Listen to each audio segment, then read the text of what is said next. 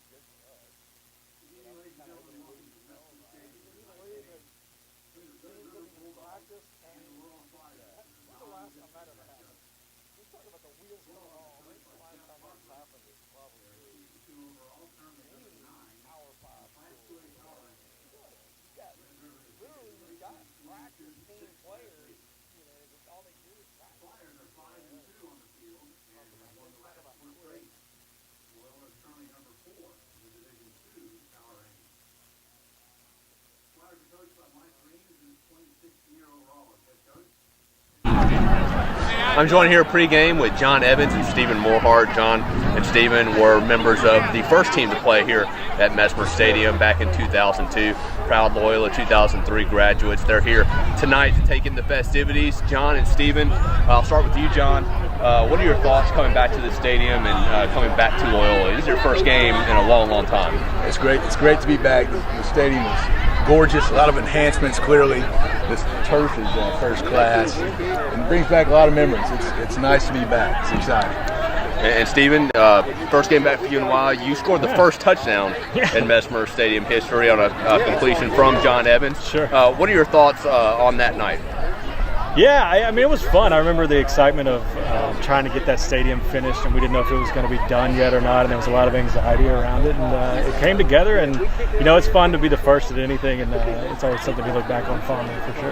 And, John, looking back at your career as a Flyer quarterback, what's, outside of opening night at Mesmer Stadium, what's your fondest memory of playing quarterback? Watching each subsequent quarterback break the record set year after year, falling further back. But no, it speaks to the talent and the level of play Loyola has elevated to. Speaking of a random story about Mesmer, I remember speaking to the trying to get the stadium together before the September 20th, 2002 first game versus St. Fred's. The board of directors brought in a Shumpert helicopter to come, because we got torrential rains. There was a mud pit out here, to come spray, get rid of all the water essentially. And it was a neat story, because the last 24 hours there was just multiple helicopters flying low trying to get the field dry so we could actually have a game in time, and we did. We played that Friday, September 20th, 2002. Tristan Knox. And Stephen, not much has changed over. Why do you remember the day? Not much. Like go to high school, man. Good for you, man. Not much has changed. Starting wide receiver, starting defensive back, all special teams. What's your favorite memory of playing football at Loyola? I mean, there's a lot of chiropractor visits that came from playing that much, for sure. But my favorite, I mean, it really was that St. Fred's game. I didn't know the date like that, good Lord. But that St. Fred's game, that first real game in the stadium, that was just something that was kind of unbelievable. It was the first time we beat St. Fred's as a varsity team, so it was really great to get that done. Right, and thoughts on tonight's game? Yeah, who we play? What we got? Kashada. Kashada? No. We don't play Kashada anymore, is it? Who is that? I don't know. Red River. Red River. Oh, yeah, okay. Red River. So Kashada. Yeah. All right. No, they're always a competitive game for us. I don't think we ever beat them. It's kind of a bummer, but They always had Michael Vick on the team. yeah, they always had that one Michael Vick. Yeah. So no, it'll be fun to see everybody play, and I'm hoping for the best for those guys. Well, John, Stephen, thank you for joining us on the pregame show, and I hope you enjoy your first game back at Mesmer Stadium. All right. Back to you guys.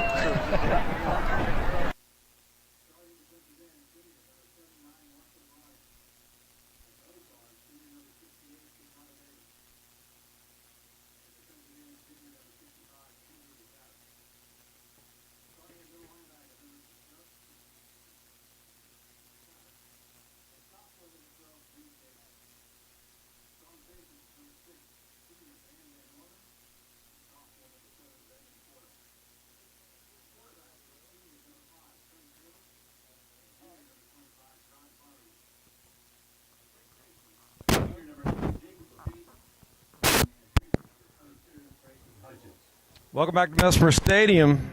About 6 minutes to go until kickoff here on a cool and windy night.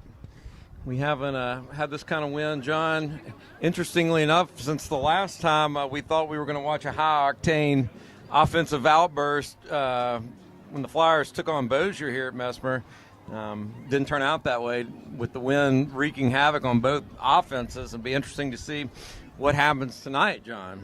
You know, if you look over there and you see the flag at the end of the field, a couple of weeks ago when we were playing Bossier, that thing was straight across. And you can see that the wind is certainly blowing significantly. I don't think it's quite as bad as it was a few weeks ago. But we saw it interfere in the game a couple of weeks ago, and I would certainly expect it to do a little bit of damage in tonight's game. And what we saw in that Bossier game was Bossier kind of abandoned a lot of their passing offense because of the wind, and they chose to run the ball a lot. And so it's going to be interesting to see if either one of these teams have to succumb to the weather and kind of change what they want to do. I think certainly Red River presents a little more of a challenge in that regard, John, because Coach Harper's team is probably a little more balanced than Bossier was, and Coach Harper's a fantastic offensive mind, so he's certainly going to scheme up what he wants to scheme up. And they've got a guy driving that offense in Trey Smith, quarterback, who is a commit to the Naval Academy. Is quite a player, and he will take off and run at the drop of a hat. He's got a great arm, and the Flyers are going to have their hands full keeping him corralled tonight.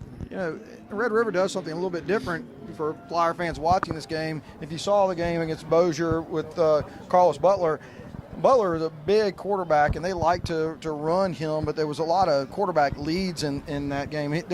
He would tuck it and run a few times, but mostly it was designed runs for him. Here, Smith is going to run at any chance that he gets, and he is a little bit more mobile than Carlos Butler is, and I would fully expect him to try to get outside on the Flyers, a lot of designated draws, and they use him in so many different ways. And as you said, I mean, he's got a good arm and he's got good wide receivers, so this is really going to be a huge test for the Flyer defense. So the Flyers, who took the field just a second ago, await the Bulldogs to take their place over on the visitors' sideline. We'll get this game going, John. The Flyer crowd starts to file in here. It was a little sparse early on, but it's like some of the students and the rest of the older fans, I guess you could call it, are filing in, and hopefully we'll have a full house here tonight before the ball gets kicked here in a few minutes. Yeah, I would tell anybody watching the telecast, one of the really nice things, if you ever get an opportunity to come to the game, is to participate in the pregame tailgating that they got going on outside the stadium. It's really a nice endeavor. Senior lineman Will Rayburn.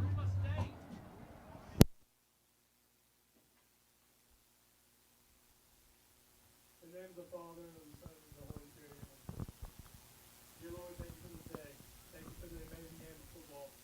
I pray that tonight's game is fair, clean, and that both teams play for you, Lord. I pray that after the game, everyone has a safe travel home, and you never pray. And now leading us in the national anthem is senior Madeline Eagles.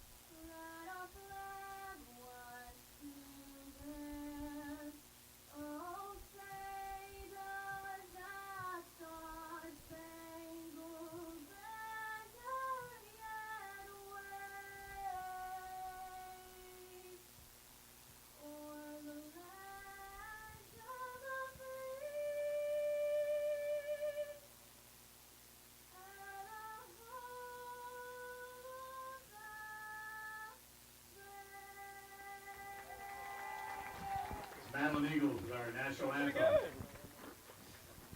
Captains Madeline Eagles. Our number 6, Van The Norton, great number rendition 5, of the national anthem Trey there. Taylor. We also have honorary Cheerleaders captains this and evening. everybody clear the field. The captains will step out to center field, and we'll have the coin flip. We'll get this thing underway. Does that look better?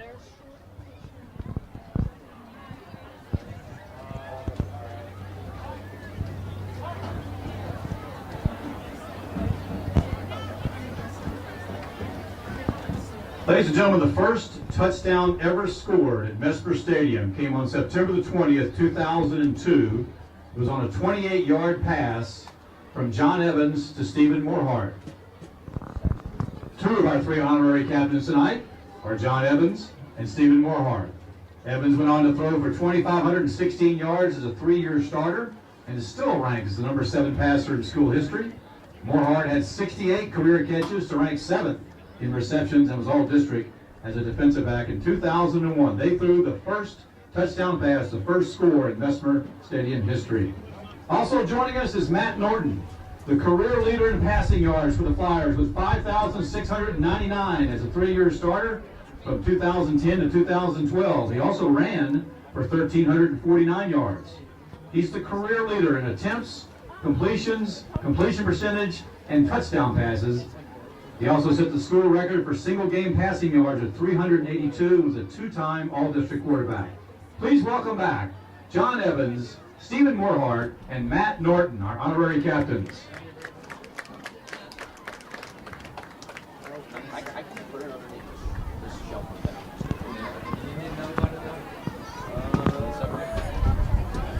Head referee tonight is George Booth.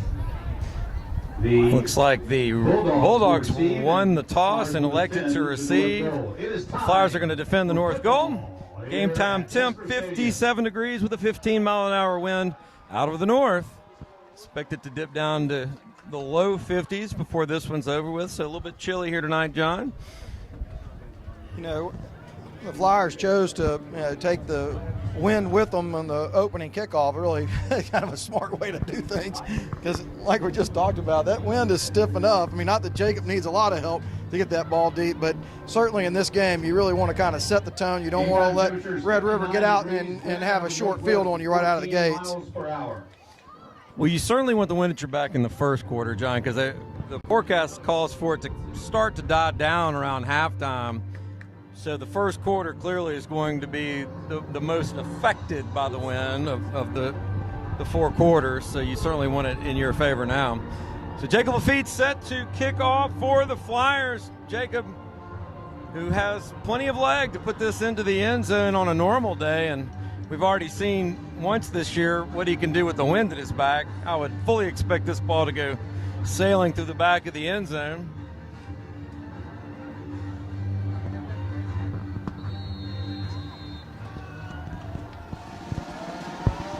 Lafitte to kick off. Maxey deep to receive.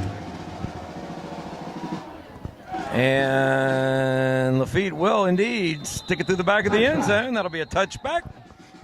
And the Bulldogs will have it 1st and 10 from their own 20. It'll be 1st and 10 at the 20 for the Bulldogs. Yeah, Red River is going to present a kind of an equal situation that we saw with Huntington. They do like to pass the ball, and as you said, Jeff Harper knows how to gear up the passing attack. So it'll be interesting to see how the Flyers come out and try to defend this. So Trey Smith will come out to quarterback the Bulldogs. Trey Smith, the Naval commit. He's had a heck of a career at Red River, and he's off to one heck of a season this year. The Flyers making a defensive adjustment. They're going to the same 3-2-6 alignment that they went to in the Bossier game in an effort to slow down this high-octane Bulldog offense.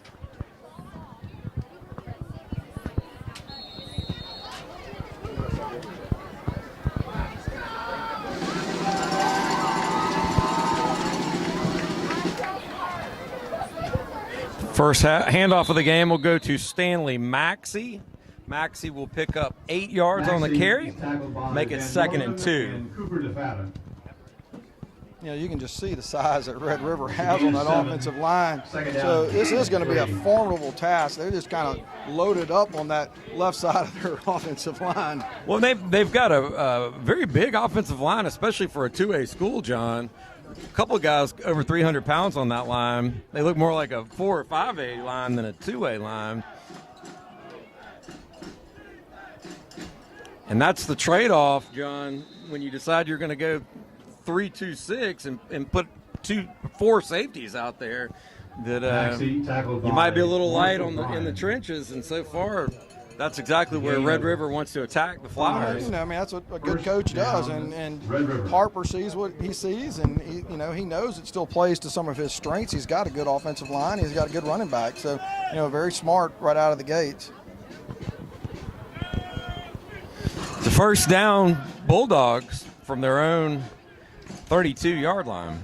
Early on here in the first quarter, David Winkler, John Carmody, bringing you all the action from Mesmer Stadium. Smith's going to look to throw for the first time tonight, and that pass is just a little bit tall, incomplete. It was broken up that time by Grayson Hutchins. He wanted his man Elijah Harper. It'll be 2nd and 10. Really a nice play by Grayson right there. Able to get up there and break up that pass, but you can see the problem that Smith presents. He was able to get outside right there. If he had chosen to run, he might have been able to get some yards, but they're really going to have to choose to selectively blitz him to try to contain him.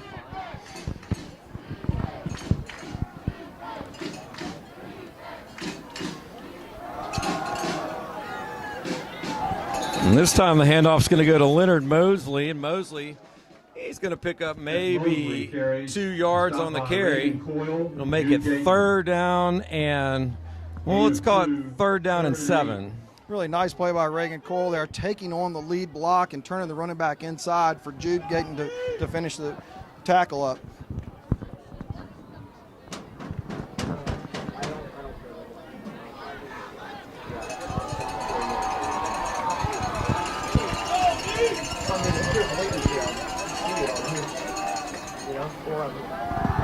Smith's going to look to his right. He wants to go deep. He lets it go, and that pass is caught complete on the right sideline. He'll finally be forced out of bounds at the Flyer.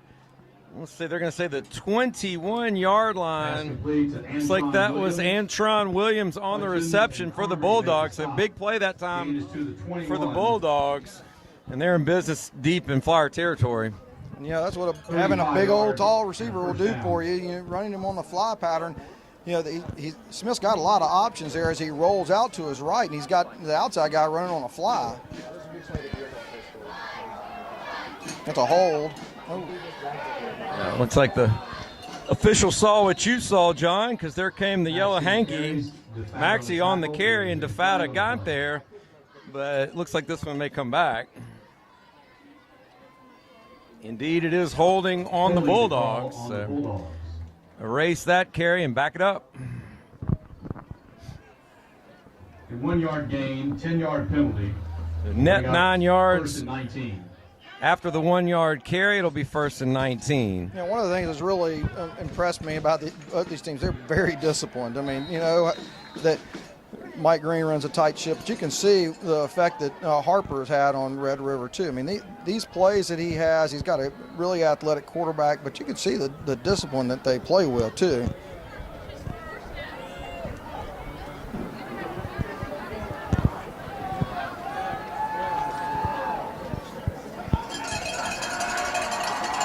Trips to Smith's right, but he's going to hand it off to his running back.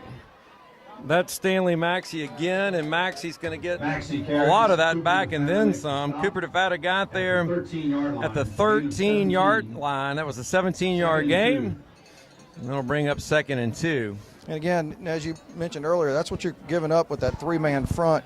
They're really going behind the meat of their offensive line on that left side of the offensive line. And so they're pushing Andrew DeFata back, and they're able to get a kick-out block, and then they're running right inside of that.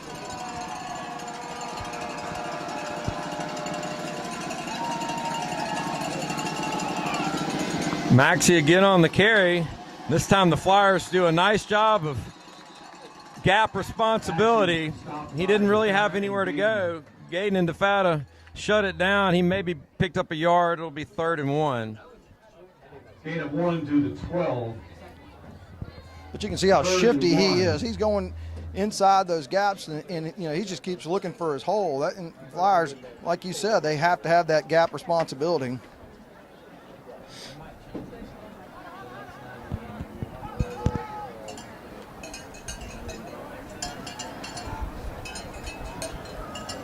So 3rd and 1. Can the Flyer defense make a play right here?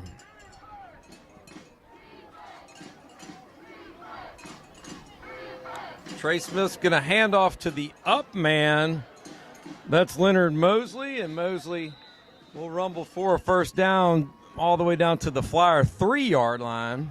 And that'll make it 1st and goal, Bulldogs from the 3, and they're going to hurry right back up to the line and try to get a play off Tackled by quickly.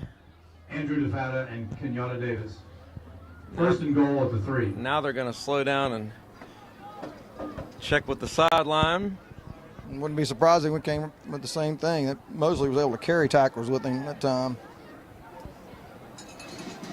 Maxey's going to take this one, and he's going to score. 3-yard touchdown run that time by Stanley Maxey. And the Red River Bulldogs take the early lead 6-0.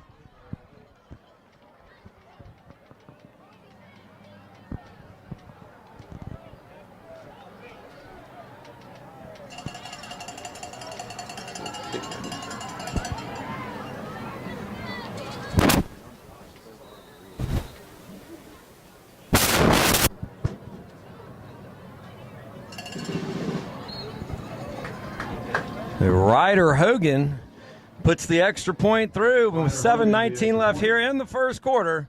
Red River leads it 7-0. We'll be right back. You're watching Flyer football on LCP TV. How does your bank define local? At Home Federal, it means being here in Shreveport and Bossier since the doors opened in 1924.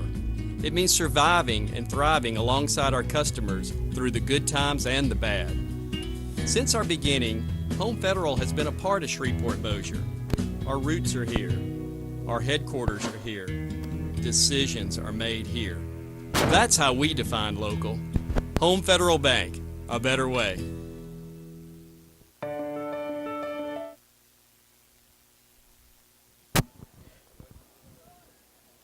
Welcome back to Mesmer Stadium.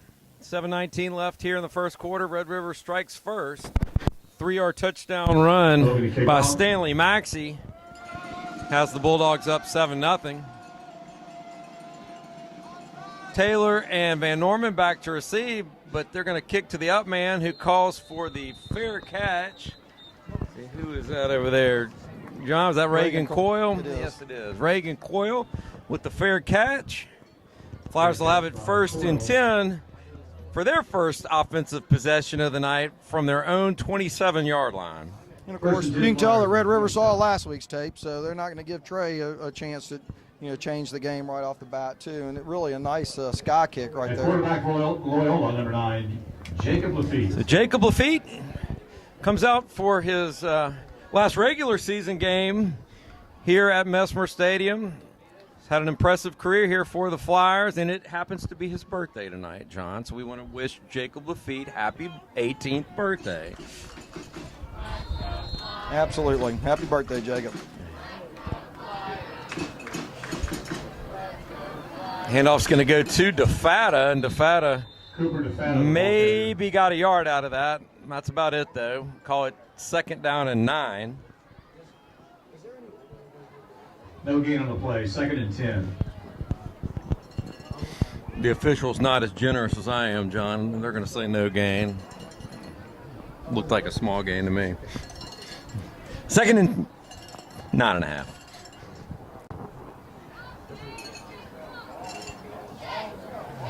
The feed rolls right and completes it to John Carmody. John Carmody up to the 37-yard line. And that's going to be good enough for a Flyer. 1st down.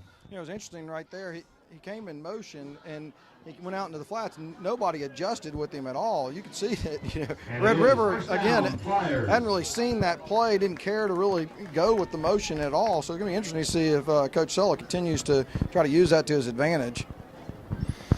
So first down, Flyers. 6:33 left here in the first quarter. Flyers trail it 7-0.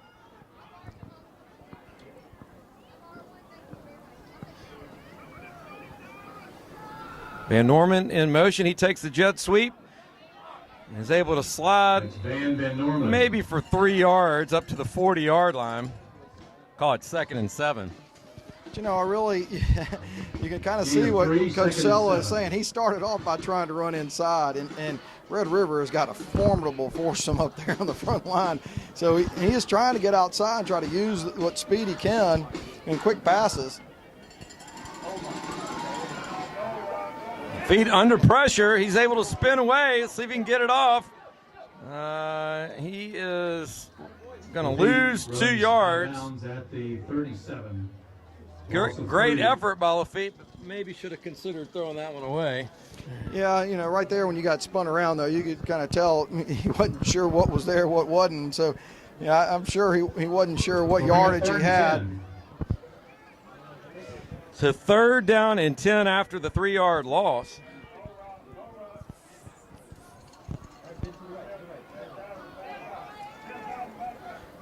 Harmony will go in motion to the left. Lafitte again under pressure. They set up a screen. Great job that time. And that's Cooper DeFatta. Cooper DeFatta down to the 25-yard line. Big play for the Flyers all the way down to the 25. 37 yards on the reception, and the Flyers are in business now, deep in Bulldog territory. And again, right there, you could tell what Coach Sella's seeing. He motions John out to the left that time, seeing if the defense is going to go. They're expecting things to go left because Trey's out that direction. He comes back to the right.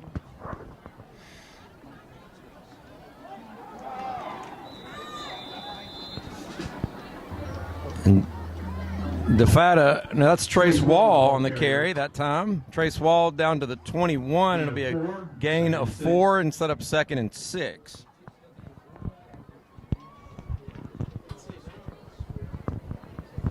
Trips left for Lafitte, and the hard count may have gotten the Bulldogs to jump.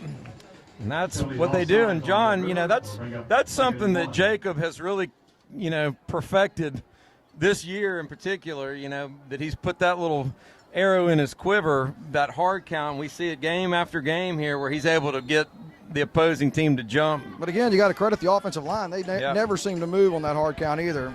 Really great job. So Lafitte, again, is going to look left. And he puts the ball on the ground, but fortunately, Red River is not able to pick it up. They'll knock it out up at the 17-yard line, maybe the 16. Looks like the 16, that'll make it. 17, it's a loss of 1. Nope, it'll be 17. It'll make it 3rd down and 2. But you can see what Red River's game plan is. They've got a spy on Jacob now, and as soon as Jacob rolled out, that linebacker is rolling with him. So, really smart game plan. And he's fast, by the way. He is fast. It's going to be difficult for Jacob to beat him to the edge.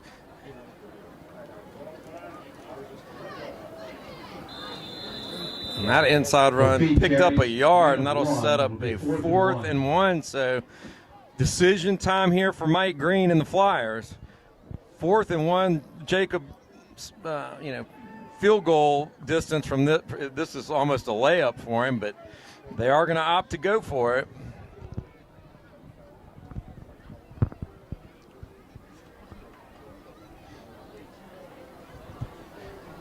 Be interesting to see if he try to draw him off sides again with that hard count.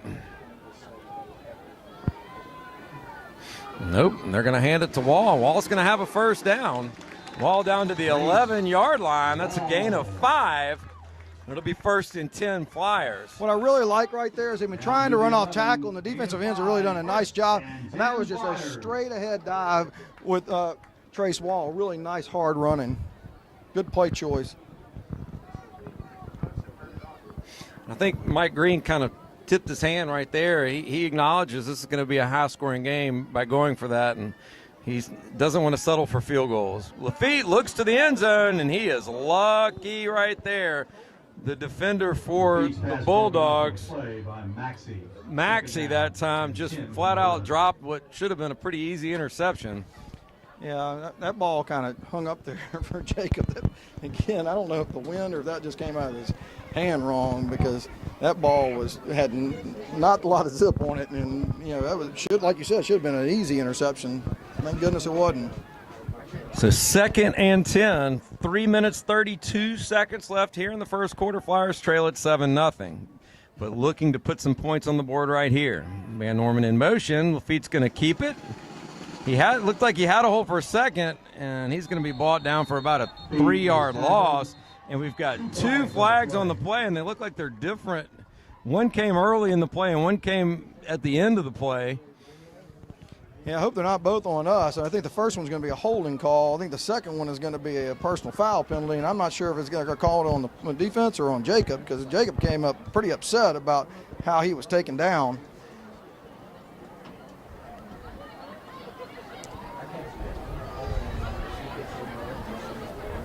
Holding the call on the Flyers. Personal foul face mask on Red River. Penalties negate. It will remain 2nd down and 10. So after all that, offsetting penalties will give us a 2nd and 10 from the 11. So it's just as well for the Flyers right there, John. But you were right about that run. I think Jacob is going to end up having to go up the field, because Red River's pursuit is impressive. The defensive ends are maintaining their gap. Their as well. speed is going to make it really difficult for us to get around the edges. They got a lot of beef up the middle, too. That's not really any easy place to attack that defense. Lafitte looked like, again, he had a hole, and it closed so fast, John. He made it back up to the 10, Maybe he got a yard out of it. But it looked like there's a hole there for a second, then all of a sudden it's just not there anymore. Yeah, I mean, that is the defensive tackle coming out of that gap and making that play off the edge, and that is really impressive. I mean, the Flyers are going to end up having to learn, and I'm sure they're going to be told they better stay on their blocks, because they're going to need every block on the front side of a play and on the back side.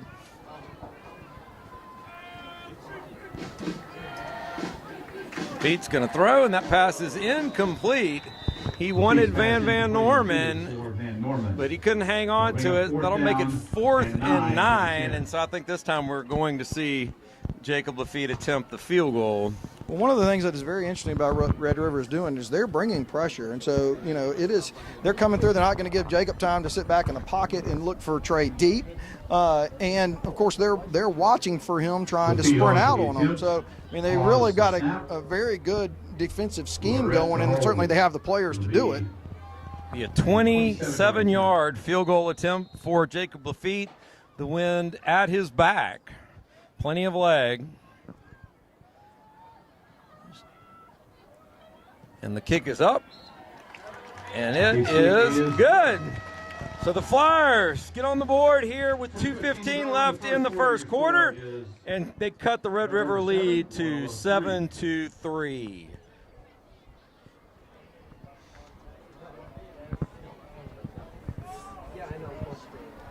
Hey, get your Style Show sweepstakes tickets tonight for a chance to win one of 5 baskets full of donated items. Tickets are just $3 on sale at the Style David, Show table. that really is kind of a win both ways. The Flyers can be happy they got points on the board. I guarantee you, Red River is taking a little bit away from that, going, they kept a high-powered offense from getting into the end zone, and they really at this point have been able to try to kind of bottle up what Jacob does well and bottle up Trey because of them bottling up Jacob. And so it's going to be interesting to see how the counter moves of this game is going to go, what Coach Sell is going to dial up, seeing the way that they're trying to play them. Hay rides, carnival games, and a cakewalk and a haunted house. Join in the SJB Cardinal Fun, and don't forget to wear your costume. So Lafitte set to kick. Once again, you would anticipate this going through the end zone. And that's exactly what happens. So the Bulldogs will start this possession That's a touchback from their own 20-yard line, 1st and 10. just to give you an idea, John, you know, the Bulldogs who came out early in their first possession and were able to move the ball down the field and to a large degree running the ball down the field. Just to give you an idea, at home, the kind of offensive line these guys are running behind. Their left tackle, Ashanti Cole, 6'4", 320. Left guard, Ronald Perkins, 6'1", 295. Center, Andre Cole, 5'9", 340. Jeremiah Jones, 6'2", 260. And Keegan King, the smallest guy on the line, at 6'1", 240. So that is one impressive offensive line. And when you consider that that is a 2A school, that's even more impressive. Smith carries, Van Norman makes the stop. You are right about that. I mean, those are sizable kids, and right there it shows you how that play can develop. He was looking for the fly pattern again. They were able to be successful in the outside fly pattern earlier in the game, and they're looking for it again. But he saw that it was covered, and because he's on that left side with those big offensive linemen, he's able to go upfield pretty easily and get 15 yards. Penalty is against Red River. It's a 13-yard gain.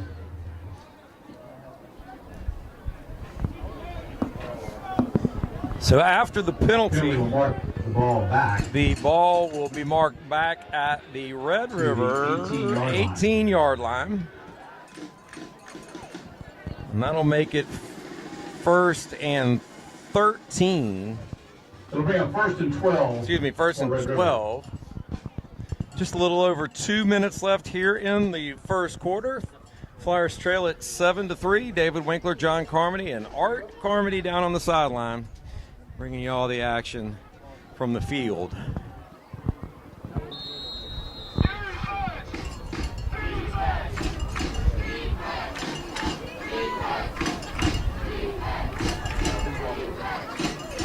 And here comes Van Norman on the blitz, and he kind of ran past him that time, and Flyers do a good job, though, of corralling Stanley Maxey. He picked up a couple of yards, but nothing of significance there for the Bulldogs. And really, you know, Van came on a blitz that's really disrupted that play a little bit. He wasn't able to make the play in the backfield, but it did hold things up well enough that he wasn't able to get outside and cause any damage. You get the impression that, you know, Coach Green already realizes that they're going to have to take some chances like that. I mean, if they just sit back, they're either going to run it down the field eventually, or he'll pick them apart. So they've got to take some chances here and there throughout the game to put them in negative situations with the chains. Maxey on the run that time is going to get it up to the 28-yard line. That's going to be a gain of 7. Hutchins and Cooper DeFata got there. And that's going to set up a 3rd and 2. Make it 3rd and 3. You know, gets you a feeling that at 3rd and 2, you're going to put the ball in the hands of your best player. And we really hadn't even seen Smith run the ball that much, and that's a big part of their offense. And he's going to do it that time, and he'll easily pick up the first down. He'll run out of bounds at the 38-yard line. John Carmody, closest Flyer to him there. 38. It's a gain of 10. It's a 10-yard gain. That looked almost effortless, John. You know, I mean, that's the nice thing about it is, you know, we're able to run behind a big line, and you get your running back going, and then you can serve your energy, and when you need him for the biggest plays, you know, you've got him.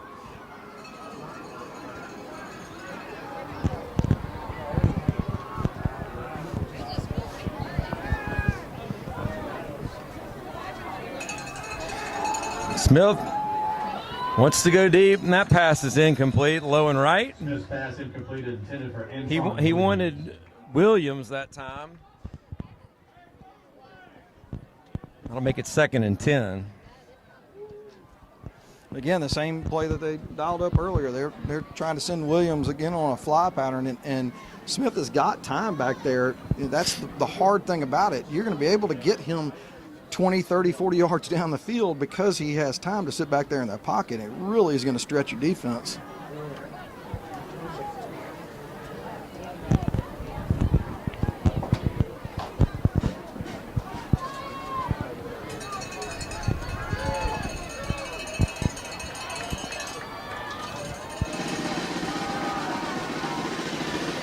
Maxey on the carry.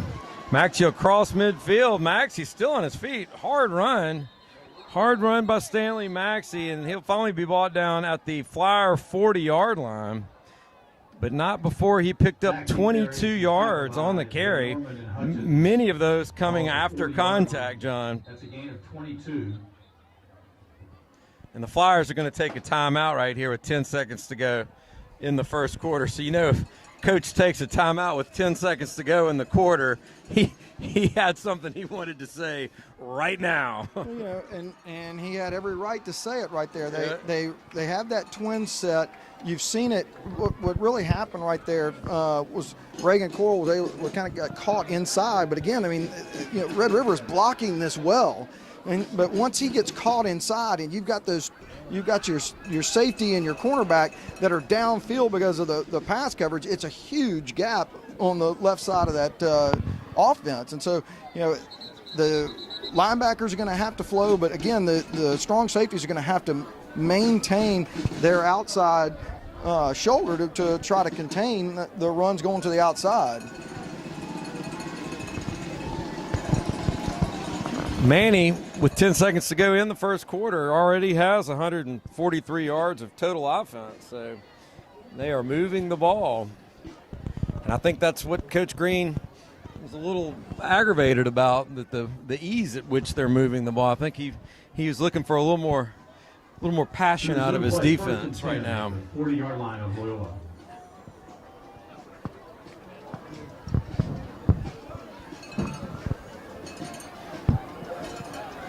That almost seemed like in basketball the kind of timeout we'd call to stop a run. You know, you just kind of feel like it's getting away from you a little bit, and you just want to let your team know they need to regroup. It's definitely that, but I mean, you could see even on that play, the offensive linemen are getting downfield and they're looking for somebody to hit 20, 25 yards down the field. I mean, you know, they are well coached. Red River's well coached, and again, I mean, they've got players at the positions that they need to have them. So, you know, it's a good combination to have. So this ought to be the last play of the first quarter.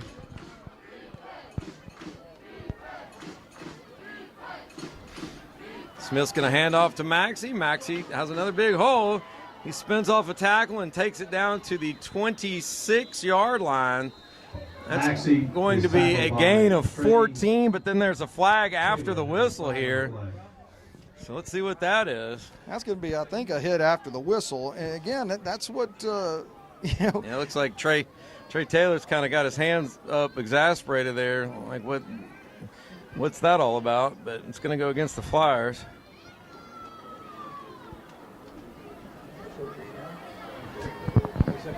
Personal foul against the Flyers.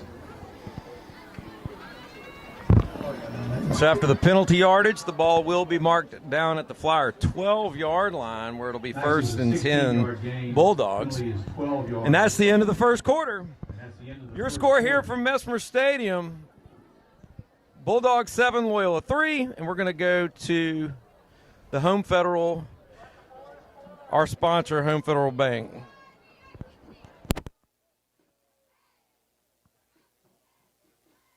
Local.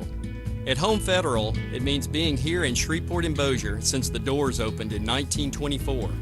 It means surviving and thriving alongside our customers through the good times and the bad. Since our beginning, Home Federal has been a part of Shreveport Bossier. Our roots are here. Our headquarters are here. Decisions are made here. That's how we define local. Home Federal Bank, a better way. Hi, I'm Dr. Scott Boniel with the Christus Cancer Treatment Center here in Shreveport and Bossier. I want to remind you that October is Breast Health Month. Did you know that 1 out of 8 women will develop breast cancer in their lifetime? But did you also know that if caught early, breast cancer is 98% curable? Please visit any of our local Christus facilities to have your mammogram today. To learn more ways on how you can help prevent breast cancer, visit ktbs.com.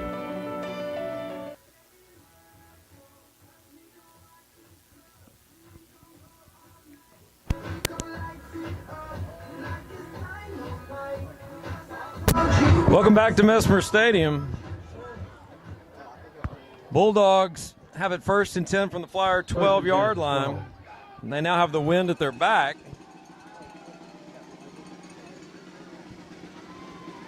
And the pitch is going to go to Devin McDonald. McDonald's going to make a few men miss, but he'll finally be brought down.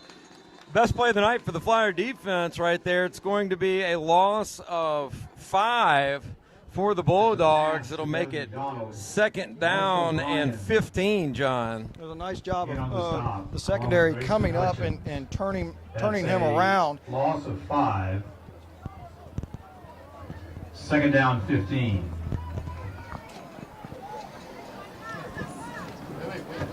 So hopefully the Flyer defense can get a little momentum off that big negative play right there.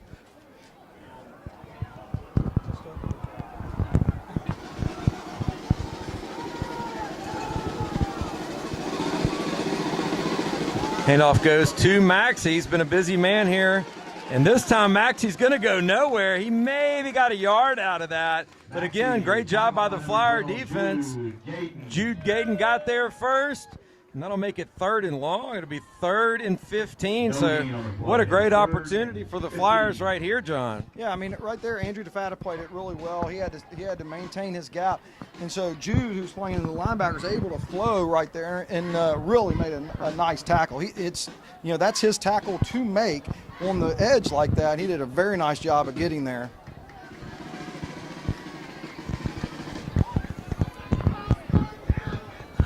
Big 3rd down here. 3rd and 15. The Bulldogs need the 2-yard line for a 1st down.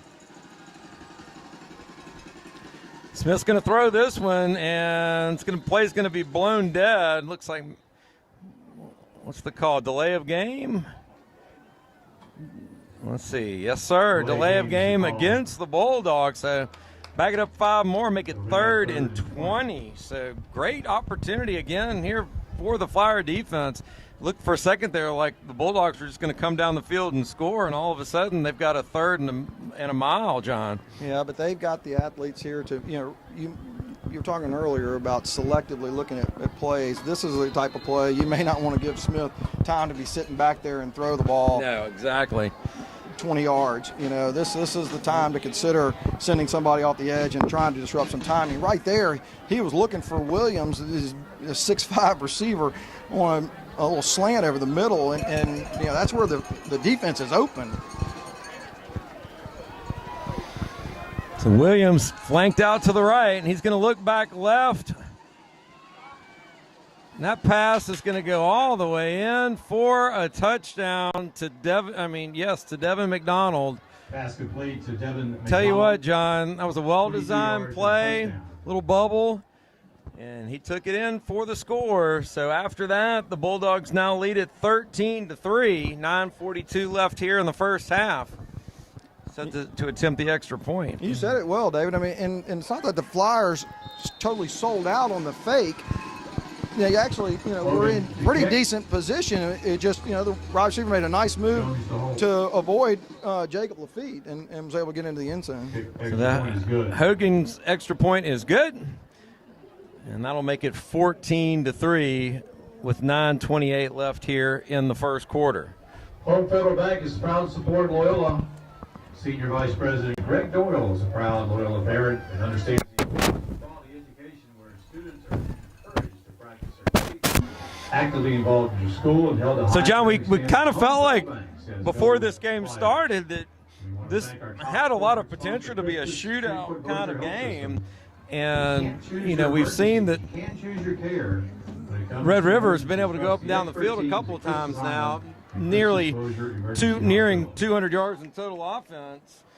The Flyer offense is going to have to do its part right here if they're going to stay close to these guys. It looks like all the trappings of a game where our offense is going to have to score 40-plus points to have a chance to win this game. Yeah, it is going to be the back and forth, the chess match part of this, because you can see what Red River is trying to do, and you're going to end up having to take some chances, like you said. I mean, you can't sit back and let these big offensive linemen, dictate everything. Fair catch on the 21-yard line. Fair catch by John Carmody. That was Carmody over there on the sideline. And that's where the Flyers will have it 1st and 10. John, hey, look, that's no knock on the Flyer defense. Go look at the Red River scores throughout the season, and 40 points, 60 points, 50 points, 40 points, 50 points. I mean, up and down the schedule against really good teams. So this team has proven that they can score on anybody, but the games that they've lost, the offenses have been able to turn around and score back on them.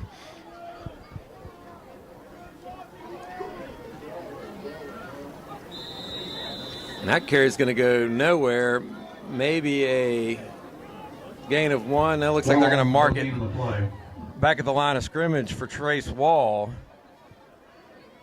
Van Norman's going to come to the sideline right there. Looks like a little something on his elbow there. Yeah, I think it's blood. Taken care of real quick. I think they're taking him out for bleeding. So 2nd and 10 now for the Flyers. Just get the feeling the Flyers need something good to happen here on offense, Sean. A big play, just something to kind of get the blood flowing, get them moving.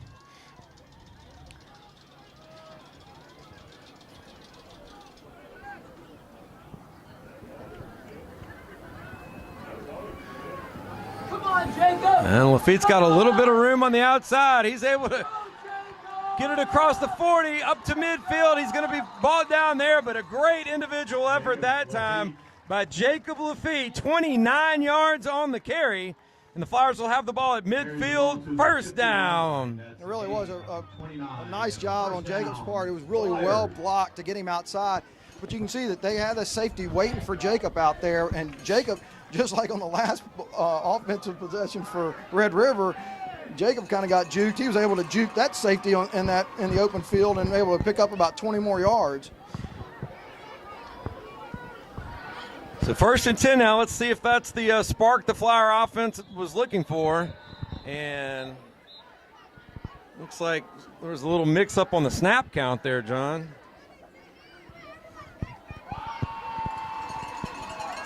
New motion against Loyola. It'll be 1st and 15 at the 45. Total offense so far with 8 minutes and 16 seconds left here in the first half.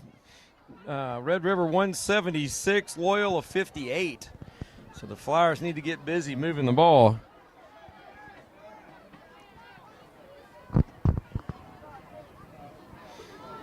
Feet completes it to Trey Taylor. Trey Taylor stays on his feet, and he's finally knocked out of bounds at the 35, and that should draw a flag, but it doesn't. Wow.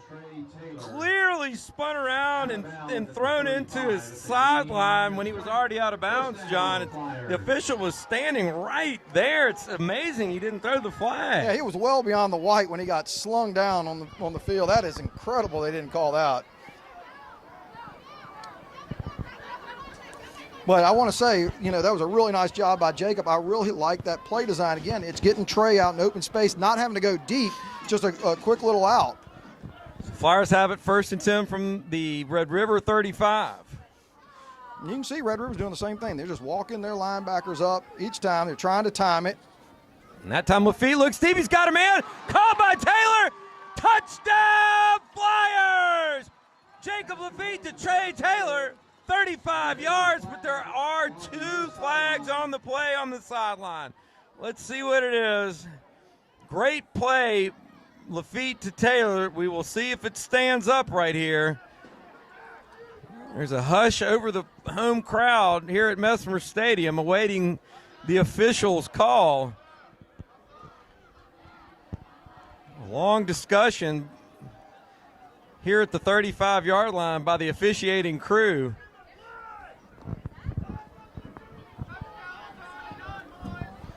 On the one hand, you're glad they're trying to get it right. On the other hand, that just means there's some uncertainty in the call.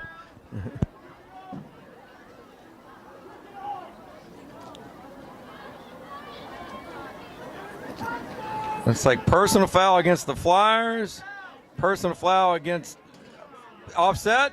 Touchdown is good, so the offsetting penalties will negate each other, and the play will stand. Again, Jacob Lafitte to Trey Taylor, 35 yards. And the Flyers now trail it 14-9 with the Lafitte extra point coming up.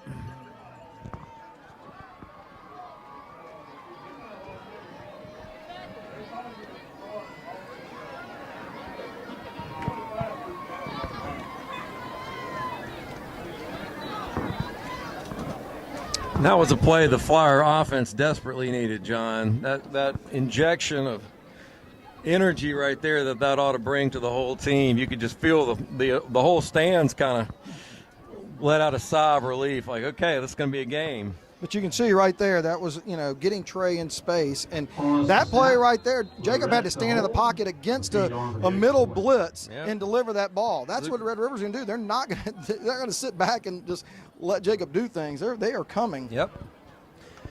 Nobody said it was going to be easy. And the kick is good. So 7:46 left here in the first half, and the Flyers cut the lead to 4. Red River 14, Loyola 10.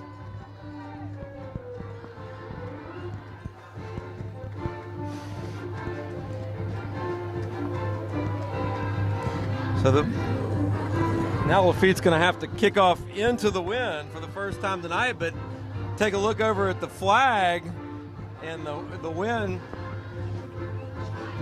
wind seems to be kind of dying down a little bit. You can kind of see as we pan over right to the flag that it's not quite blowing as stiff as it was earlier in the first quarter. So that's kind of what the forecast was, that it would die down as the game went on.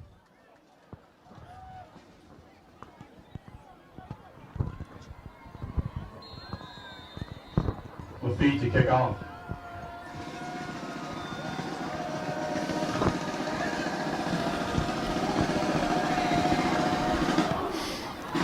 Lafitte's kick will be fielded at no, it will not be fielded. It's going to bounce through the back of the end zone. That's 3 kicks, 3 touchbacks for Jacob Lafitte. You can see Red Rivers are not content to just concede that, though. They're standing at the goal line. They're looking to return something. With over 4,000 yards in career passing, becoming only the second quarterback in Loyola history ever to do that. The other was Matt Norton, who was one of our honorary captains.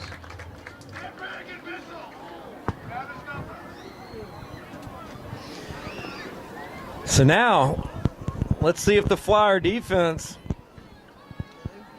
can get the Bulldogs off the field for the first time tonight. Get the ball back for Lafitte and the offense. Have a chance to take the lead. Trips right for Smith. Smith's going to keep this one. He has not carried the ball very often tonight, and he'll pick up 6 yards on the carry and make it 2nd down and 4. Again, last time that they ran that trip set, they ran a little sweep with the running back, but they're keeping the Flyer defense honest. You can see the Flyers kind of shifted that way. They were expecting the ball, on the outside, and Smith does a nice job going up the field. Again, he's just such an effortless looking runner. I mean, it didn't look like he did much of anything there, and then you look up and he got 6 yards. Yeah, he is an impressive athlete. There's no doubt about that.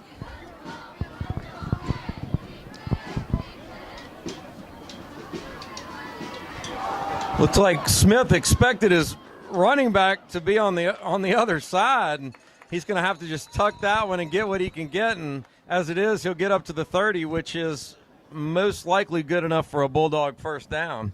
Yeah, I mean, that's, you're athletic when the play is totally botched in the backfield and you're able to still get 5 yards out of it. And again, I give the running back a lot of credit. After the botch, and when he started running, he was going to look to pick up a block. So, again, they're well coached. Exactly. I was going to say that's the mark of a very well coached team.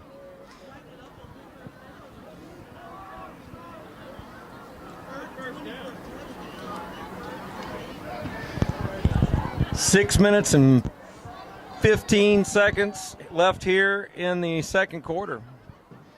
Bulldogs have a 4-point lead, 14-10. They have a first down at their own 30.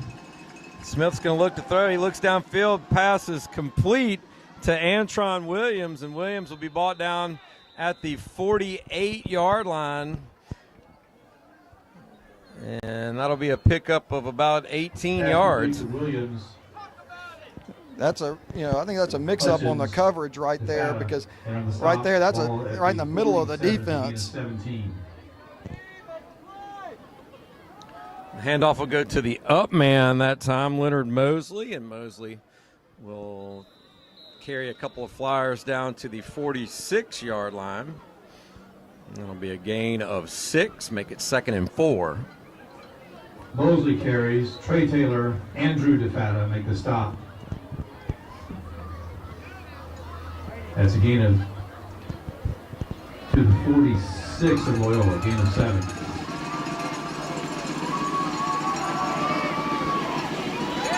That time Van Norman, nice job dragging the ball carrier down. That's Maxey. Ball at the 44. He'll pick up a couple of yards and make it 3rd and 2. Really a very nice play by Van Norman. Again, the wide receivers, clearing out right there. And so Van's out there really by himself. If he doesn't make that play, they're able to get outside. Really nice job staying level with the ball and making the play. 3rd and 2 here from the Flyer 46.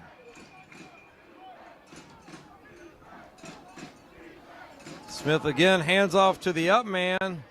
That's Mosley, and Mosley powers his way for about 3 yards, but he only needed 2 for a first. Mosley is tackled by DeFata. It looks like DeFata and Davis were there first for the Flyers. Ball at the 41. It is, so a gain of 3 and a first down. They're going to give him the first down at the 41-yard line. 4 minutes, 29 seconds left here in the first half. Yeah, those little orange G's right there, the little fullback, guard pull has been very effective for Red River, and the fullback so far up, it's really a quick hitter.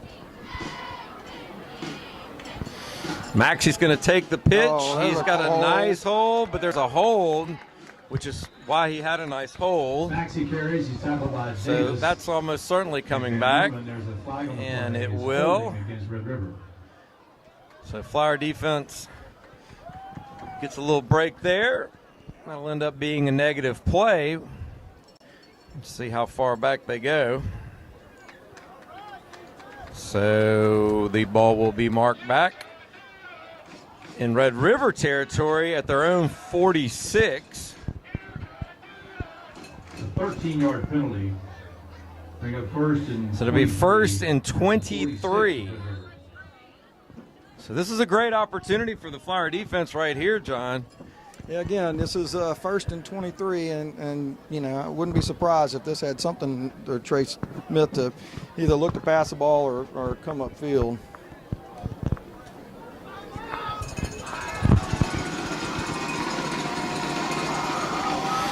He is going to look to throw. There he goes. And then he's going to tuck it and run. And he'll pick up about 14 yards on the carry and get it back close to the original line of scrimmage. Smith carries. Cooper DeFata, Kenyatta Davis on the stop. And that is the pressure that he puts on the defense right there. He's got enough time 13. In his pocket because of his offensive line to look downfield to see if there's something he can throw to. And then he's got all these gaps that he can choose where he wants to go and take it upfield himself. And he's very patient. Yeah, he doesn't force anything. He doesn't force the runs. He doesn't force the pass. I guess that's why he's going to the Naval Academy. He'll learn patience there, too. Maxey on the carry. He'll get it close to the 35, call it the 36-yard line of the Flyers. Kenyatta Davis there for Loyola. It's a 5-yard gain, and it will set up 3rd and 5.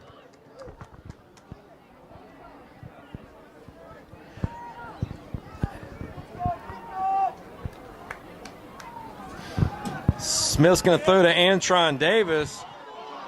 Oh, my goodness. Grayson Hutchins had Davis, but wasn't able to hang on, and Davis is going to get all the way down, Williams going to get all the way down to the Flyer 10-yard line It'll be first and goal, 16-yard game. You know, Grayson played that well, but again, you're out there on that island. You know, if you can't secure that tackle, it's going to be a long time before safety or one of the outside linebackers can be able to come and help you out. So I mean, he did all he could do, Yeah. but you know, Williams made a nice job of breaking the tackle. So first and goal. 2 minutes, 4 seconds left here in the first half. Bulldogs looking to add to their 4-point lead, and that ball's pitched. Dangerous play. Looks like the Flyers may have come up with it. Let's see what the official says.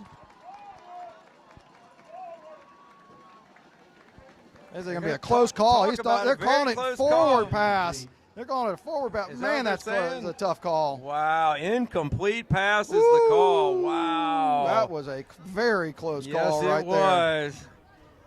Looks like maybe the Bulldogs catch a break on that one, John. That was the break the Flyers needed, and it just eluded them. And that ball looked like it was either straight down the line. I mean, that's a tough one right there.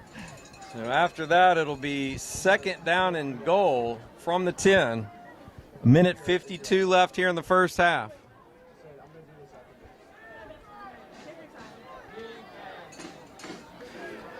Smith puts Mosley over to his left. He's going to look to throw. And he's going to be looking to run. He's got here in a second. all day, but now he's under some pressure. He pushed it up forward to Mosley. Nice little shovel pass there, and Mosley's going to get in for it. Bulldog touchdown.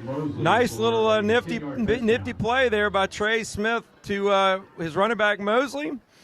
And a nice little sidearm. I mean, that ball really very Patrick Mahomes-ish. It really was, you know, and again, the Flyers have to commit so much to covering all the areas deep, and right there, I mean, that's just the running back coming and drifting out in middle of the field. So really an easy pitch and catch. So Hogan set to attempt the extra point, and the kick is good. So 1:41 left here in the first half. Bulldogs now lead it 21-10. Can't choose your emergency, but you can choose So minute 41 is enough time for the Flyers to go down. Hello, and I'm do something, Steen but they're Trawick, gonna have CEO to, of Christus Health Shreveport Bossier. play with a It's little bit of a October, sense of and that means urgency Breast here to Health close the Awareness first Month. half. There are several things that are without our control, but there are things that we can do, like maintaining a healthy weight, limit our alcohol consumption, regular physical exercise, and most important, maintain a good contact with your primary care physician. Remember, the earlier breast that cancer can be your sustaining drive. So nothing has to be emergent right here. You can, as long as you're not doing something that gives them a short field. Well, I mean, even a field goal makes it a one-possession game, so you got to figure with Jacob's leg and the wind direction, probably they've got to get to about the 29-30 yard line for a 45-yard field goal attempt, which is about what you could think would be the extent. And Trey Taylor's going to come up and grab that one. And I know Coach Harper did not want to kick to Trey Taylor. Taylor doing a great job. He looks like he may finally run out of steam, and he does. Tries to make something happen and actually loses about 10 yards, but Taylor snuck up there and picked that little short kick up. Yeah, I think that they're going to go back at halftime and say, we're not even going to be trying that anymore, No. because that could have easily turned disastrous for Red River. But ball's going to be placed on the 40-yard line with 1:26 left. So, if the Flyers can pick up, 30 yards and give Lafitte an outside shot at a field goal, that would cut it to one score, make it an 8-point game.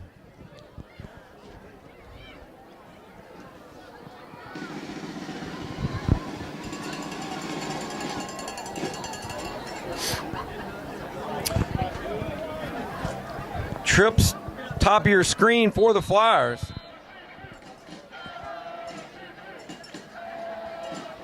Feet's going to look to throw. He's got a man across the middle. That's Van Norman. Van Norman shakes off two tacklers. Great effort by Van Norman. He'll finally be brought down at the 44-yard line. That's going to be a 14-yard gain and a Flyer first down. 1:15 left here in the first half. You know, what I really like about that is, you know, Red River's had some momentum, but you're going to have a little fight in you right there. And Van Norman showed a lot of fight after the catch. Get The up feet, field. rolls right, looks, got his man Van Norman again. Van Norman up to the 35-yard line. So really about 5 or 6 yards away, John, from a chance at a field goal here. But I think at this point, with 53 seconds left, they're thinking more than that. Really a nice job by Coach Green to get a timeout here. You know, this is, you're in field goal range. You really do need to kind of figure out what you're going to be doing over these next 10 to 15, Trey 20 yards. CEO of Christus Health Shreveport Bossier. It's October, and that means Breast Health Awareness Month. There are several things that are without our control, but there are things that we can do, like maintaining a healthy weight, limit our alcohol consumption, regular physical exercise, and the most important, maintaining good contact. And Jacob's doing a great job of just, remember, checking the down earlier and breast cancer is taking the detected, man the better our chance of picking fighting up it. the yardage. How when does he your can get bank it. define local? You know, Van Norman's doing a great job of getting himself open right now. And I'll tell you one other thing. The offensive line has done a fantastic job of actually giving Jacob Yep, that giving little him bit of time time. because they are blitzing nearly every play. The linebackers are coming in different gaps, and so the offensive line has to know what their assignments are. They've done a really nice job.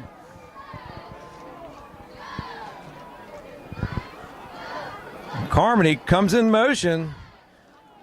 Lafitte looks downfield, doesn't have anybody, so he's going to keep it. Lafitte across the 25 down to the 20.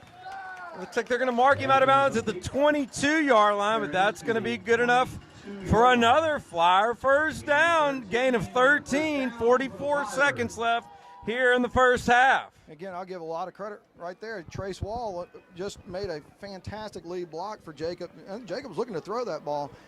And when he turned it up, Trace got out in front of him and gave him a nice lead block.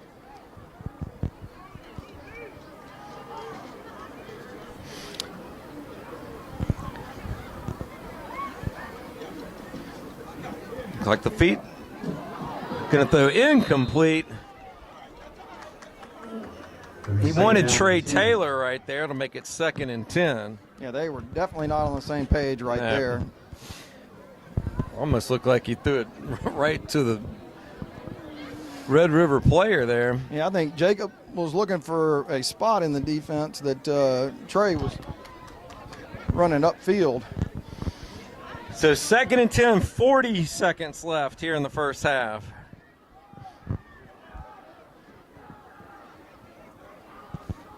Flyers are definitely in Lafitte's field goal range right now. But he wants more, and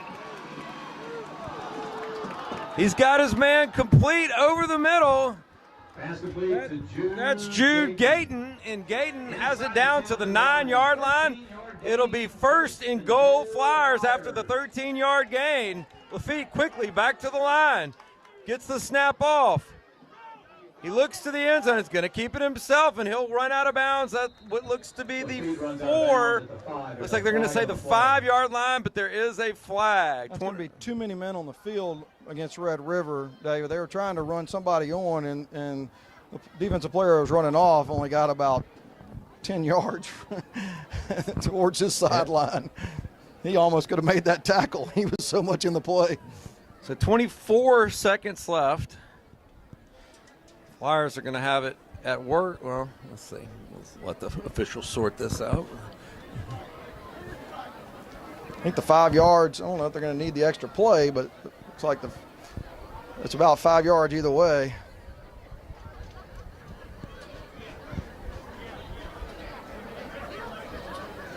So, yeah, the substitution penalty is against Red River. John is correct.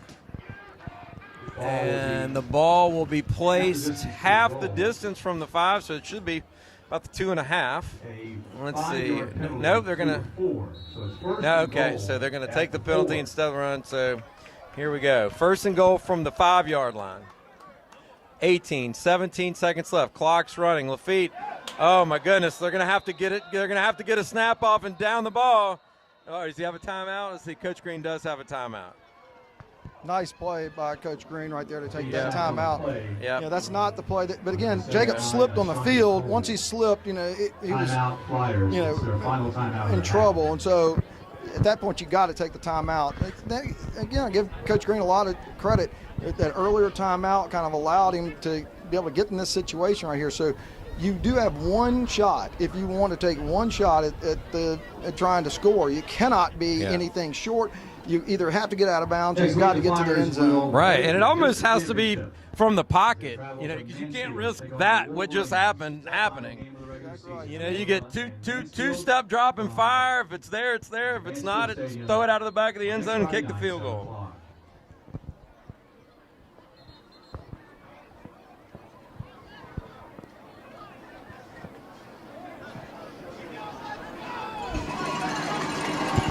Bears repeating, the Flyers cannot get tackled in bounds on this play, or that will end the first half.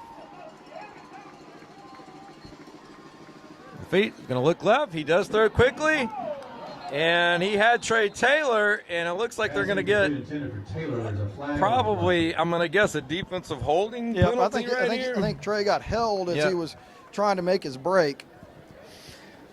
Again, now you got 7 seconds. It's going to be a quick play if you're going to try to go to the end zone one more time. But again, that should give them a first down. Not that it matters. With times, the number of plays isn't really going to matter at this point. Against Red River, moves the ball to the 6-yard line. It's a 6-yard penalty. So after the penalty, the ball will be placed on the 6, and the offense stays on the field. So Flyers going to cut it close here. Lafitte has to have that internal clock, get it off. He's going to look to the corner of the end zone.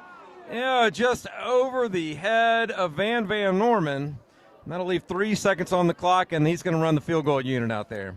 That was the right pass play and really a nice throw. He was on open, Jacob's part, really. and Van made a nice adjustment. It really, you can't fault either one of them. That was really nicely done, and just a little bit too far.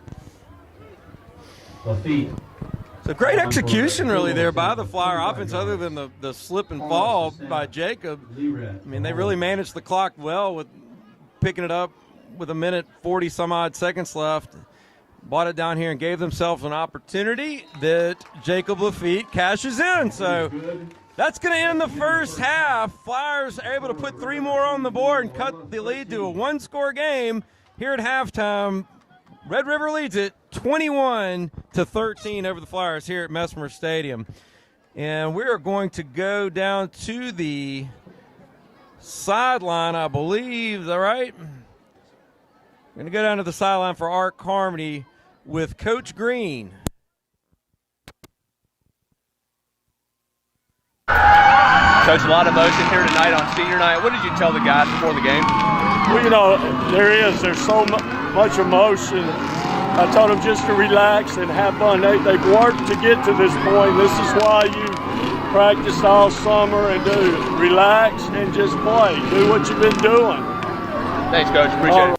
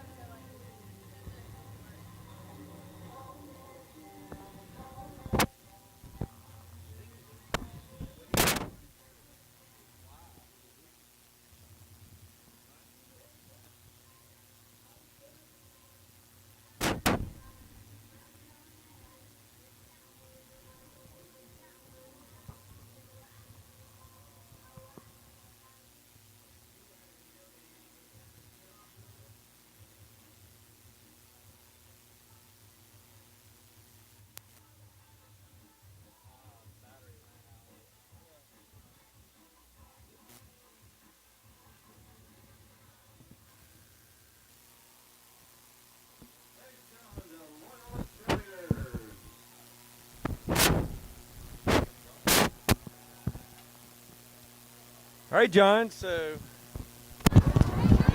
first half, Red River leads it 21-13 over the Flyers, and what's been a very entertaining game, as you said correctly. It's been a bit of a chess match. Both coaches doing a great job on the back and forth there, and both teams playing pretty good football. We kind of figured that this would be a high-scoring game. It maybe hasn't really been as high-scoring as we thought it could have been, but I think that both teams have represented themselves well here in the first half so far. One of the marks of these games is watching all 11 players on an offense or a defense. And you can see that both of these coaches have impressed on their teams that every person on the field is important. You can see that wide receivers are going out and they're making sure that they get their corner on their blocks. You see offensive linemen coming downfield and trying to catch a safety on a block towards the end of a play. And you've made a point in this first half about how many yards Red River has gotten, but I would counter it by saying they're hard-earned yards. It's they've been in third down situations numerous times. Now, granted, they've been short third down situations, but you get a couple of those to go your way, and you actually get them to punt the ball. It's not like the Flyers haven't been able to challenge the Red River defense as well. So this is a really well-played game, and one of the things that bothers me is there seem to be a couple of instances where things getting a little chippy. Both of these teams are good teams. You want to see them play well. You have a former Loyola coach as the head coach on the other side. You hope that this doesn't get chippier as the game goes on, because in between all that is a really well-played game by both teams. You wonder the fact that these two teams saw each other in the Jamboree earlier, is there any residual effect from that game? Kids remember something that may have happened, and that kind of gets carried over later on in the year when they see each other again. You know what they say, familiarity breeds contempt, right? And I don't think that these teams are that familiar with each other. I mean, they certainly haven't crossed paths that often, but you're right. I mean, and I know, look, I know Jeff Harper very well. He has worked with my son at his quarterback academy for the last couple of years, and I think he's a great guy, and I know he wouldn't put up with that, so I have all the respect in the world for Jeff Harper, and I know that that team is coached the right way for sure. Well, and one of the things, this, you've played enough games, you've coached enough games. There are times when you have to sit there and just tip your cap to the other team, because when you are built a certain way and you have a certain skill set, that is something that is not replicated by everybody. And so you can see that Trey Smith is a unique athlete. You can also see that Trey Taylor is a unique athlete. And so Trey getting open in the field, it's hard for anybody to stay with him. It's hard for anybody to try to get Smith in the open field. And so these coaches are playing to their strengths, as they should.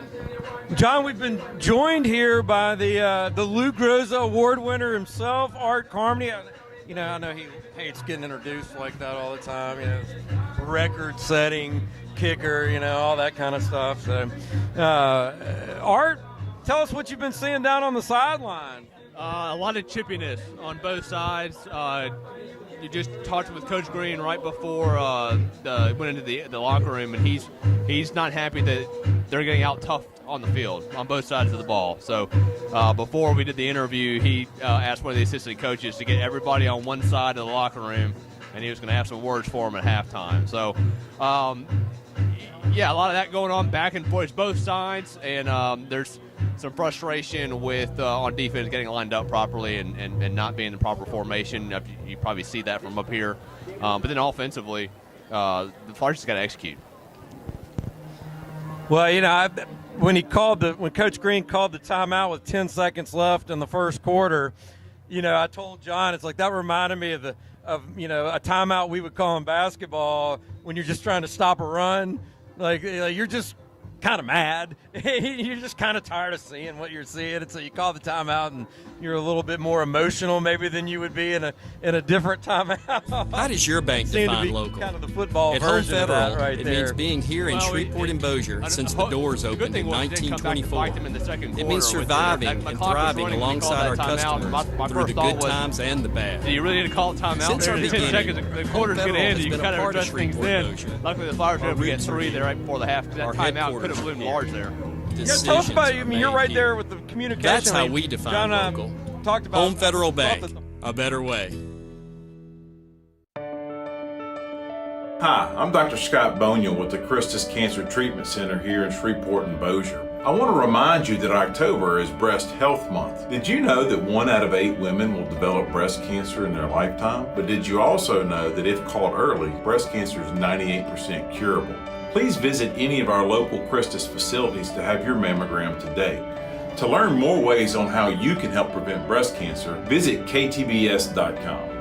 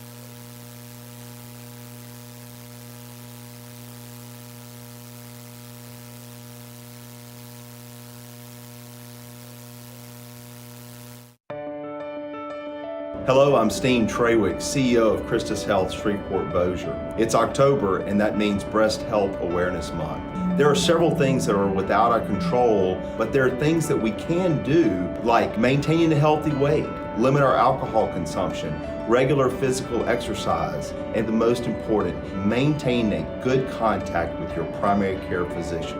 Remember, the earlier breast cancer is detected, the better our chance of fighting it. How does your bank define local? At Home Federal, it means being here in Shreveport and Bossier since the doors opened in 1924. It means surviving and thriving alongside our customers through the good times and the bad. Since our beginning, Home Federal has been a part of Shreveport Bossier. Our roots are here. Our headquarters are here. Decisions are made here. That's how we define local. Home Federal Bank, a better way.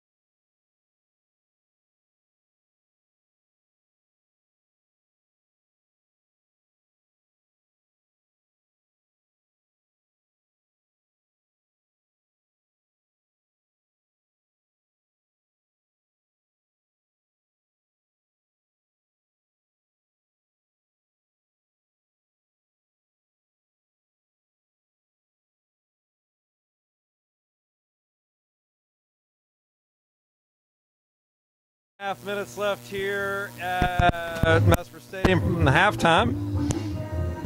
Flyers trail at 21-13, but picked up a little momentum there to end the first half, John. The field goal cut the lead to a one-score game, 8 points. And as Art Carmody told us there at halftime, Coach Green, a little bit animated, was going to let the team know, how he felt at halftime, and we'll see what kind of spirited response the Flyer football players have when they come out here for the second half.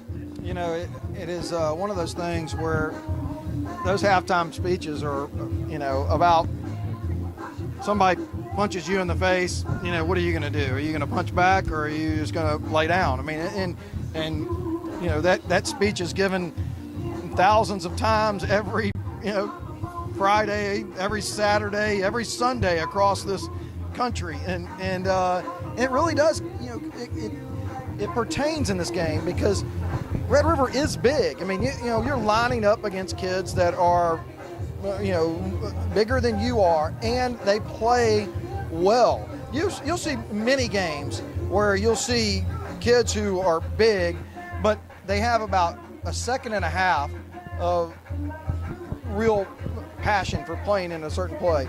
These kids out here for Red River, they are playing till the whistle blows. They're playing till after the whistle blows. I mean, when we've seen a couple episodes where there hadn't been a flag necessarily called, but the officials are going over and breaking kids up. One of the things I really like is the Flyers.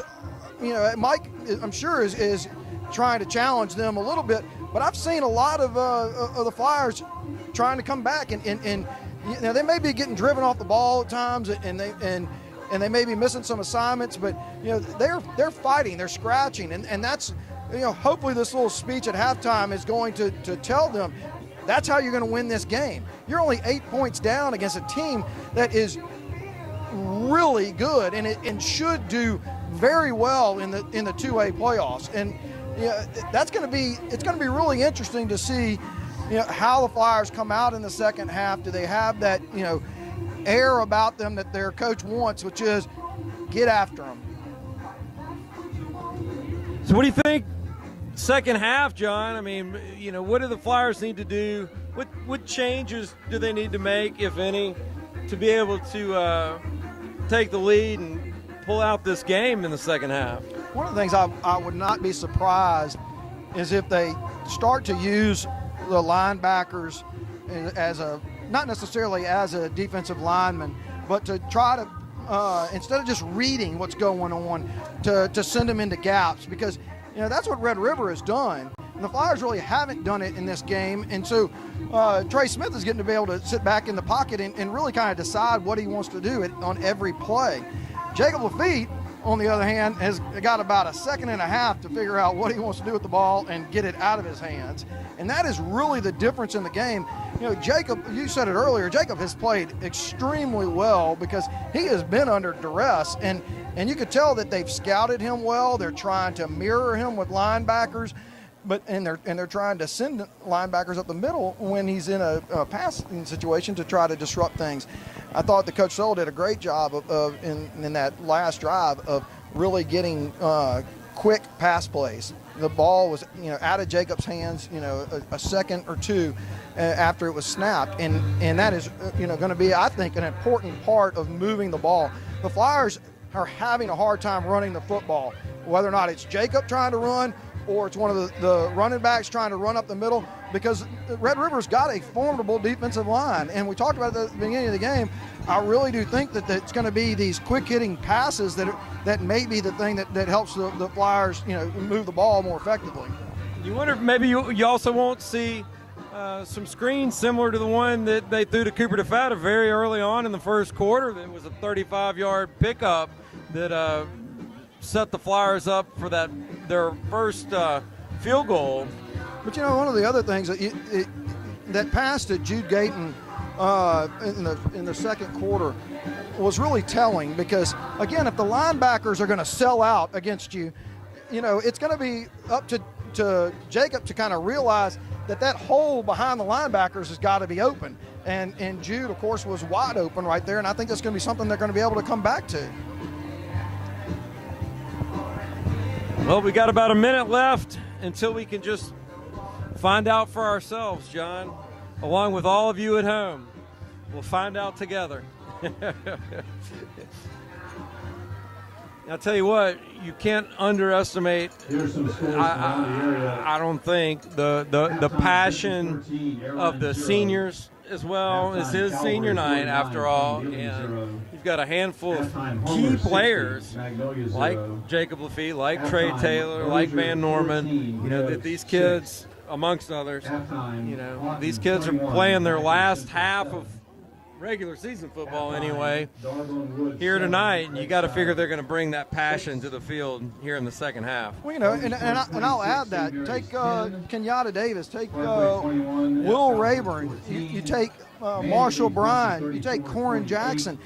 This is your last game on this field, and you know, it's not like they've been thrown around this field, you know, but it is going to be something that Mike Green's going to say to his seniors. I am challenging y'all to continue to be leaders, show these kids how to fight through adversity and fight for 48 minutes of a football game. And we've never seen it.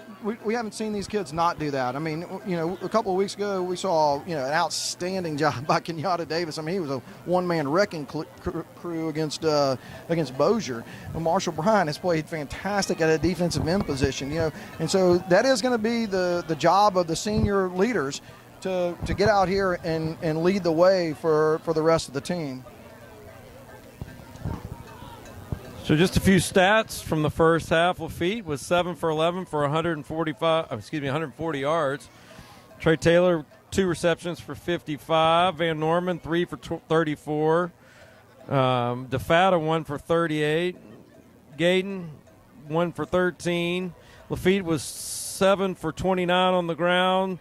Trace Wall, 3 rushes for 9 yards. And Van Norman, 1 for 5. Total offense tonight, Red River leads that 257 yards to 183 for the Flyers. So the Flyers did manage to kind of cut into that yardage gap a little bit there towards the end of the second half. And they did it again with short passes. I mean, and that's the tail of the tape right there is, what is that, 40-something yards rushing in the first half for the Flyers. That's, you know, something that's really going to be expected. So Reagan Coyle calls for the fair catch at the 33. And that's where the Flyers will have it 1st and 10. 32-yard line.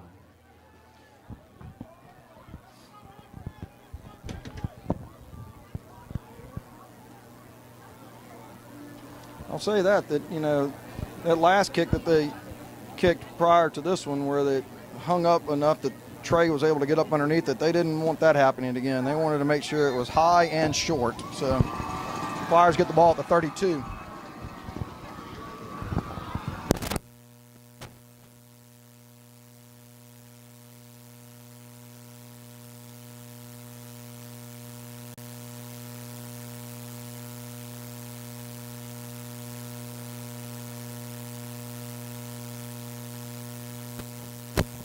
Trace Wall on the carry, picks up about 6 yards, make it 2nd and 4. That is really an impressive run by Trace Wall right there. That we talked about how well the Red River defensive front has been, and they had him at the line of scrimmage, and he was able to through strength just to break through and get those 6 yards. Lafitte's going to keep that one. He's able to avoid the first tackle. He gets across midfield, and he'll finally be run out of bounds at the 43. And that's going to be about a 19-yard carry for Jacob. So the Flyer offense to start the second half has come out with a little purpose, John. Yeah, the officials missed a face mask right there. When Jacob got tackled, the kid grabbed him on the side of the face mask and bring him down. Feed hands off to Trey Taylor. Taylor tries the left side. He's got a lot of room. Trey Taylor, one man to beat. Can he get there? Yes, he can. Touchdown, Flyers. 43 yards for the Flyer touchdown. And the Flyers strike quickly to open the second half and cut the Bulldog lead to 2. 21-19, pending the extra point. That was really well blocked by the Flyers, not only interiorly but on the outside. And again, we've seen this a few times. Those outside blocks that he's gotten from the wide receivers have created a seam that Trey sees, and he hits it like nobody else. Lafitte Flyers will go for 2. is going to go for 2. Coach Green making the call here early in the third quarter. He's got the momentum on his side. He's going to try to tie it up right here. Lafitte's going to keep it, and he's going to score! Conversion good! 11 minutes, 10 seconds here in the second half, and the Flyers have tied it up 21-21. And again, I like the play call there. Not only, that's one of the Flyers' favorite plays, but it puts the ball in the hands of one of your senior leaders. And right there, when Jacob goes and he is going forward, he knows that a defensive lineman may be in that gap, and he is running with purpose so that he can try to get to the goal line. It opened up well, but he was running with such steam that he was ready to go over somebody if they were there. And so, I really like the fact that, like we talked about at halftime, you're putting the game in your seniors' hands. 68 yards and 3 plays. So 68 yards, 3 plays, 43-yard touchdown run by Trey Taylor caps it off. And Lafitte, again, with the wind at his back, is going to look to boot it out of the back of the end zone. Lafitte yet to have a kickoff return tonight, and this one's going to come up a little short, though. Let's see if it bounces into the end zone. It does not. It's going to be fielded at the 1-yard line by Stanley Maxey. Maxey, he doesn't have anybody in front of him. Stanley Maxey, my goodness, it's going to be a 99-yard kickoff return for a touchdown. And just like that, the Bulldogs strike right back and take a 27-21 lead with the extra point pending. And that's one of the things that's hard about Jacob, hitting the end zone almost every time, is these kids that are on the kickoff team are running down there, and most of the time, they're not having to worry about anything. The ball is a touchback. Right there, you can see that a lot of kids lost their lanes, and it was a really, fairly easy return because the Flyers lost their lanes. Ryder Hogan. We'll see if he can go 4 for 4 on the night. Announcer Jinx. Extra point by Hogan. Not this time. The Hogan kick is good. 10:54 left here in the third quarter, and the Bulldogs retake the lead 28-21. Right there, Trey was able to really come close to blocking an extra point on the first couple series, but you can see that they are committed to chipping him on the outside. If I were the Flyers, I'd be looking for somebody like Van Norman or maybe Reagan Coyle or Colin Huckabee, one of the kids that have a lot of speed, and willing to kind of fly around the field and try to run them inside of Trey with that guy coming out at Trey every time, and maybe they may be able to get an angle to block the kick. It's our beginning. Home Federal has been a part of Shreveport Bossier. It'll be interesting to see what Coach Green wants to do, especially in the fourth quarter. Here. That's how we define kind of into the win a little bit. Home Federal Bank, a better way. Jacob try to kick it into the end zone. Will they go to something different there? Hello, I'm Steve. Yeah, I think he's so used to Jacob putting it in the end zone. I'm sure that caught everybody off guard. The Flyers will field this one at the 35 and just fall on it, and that'll be where the offense takes over, 1st and 10. Again, you got to like Coach Harper right there. His kicker has shown an assortment of different kicks, and they've kicked at different people. So it's not like they're just sitting back there with no game plan. Not only are they trying to avoid Trey, but they're trying to do it in a way that's looking for anybody who might mishandle the ball. This is the first game in quite a while that we've played somebody that actually had a kicker. Usually Loyola has a distinct advantage in that department. Lafitte's pass is complete to Taylor across the middle. He'll be slung down at the 44-yard line. It'll be a gain of 9 and set up 2nd and Gain 1. of 9. I really like that play. They motioned John over to the right. The defense shifted with him, so Trey's able to go right behind the linebackers. Really well-conceived play.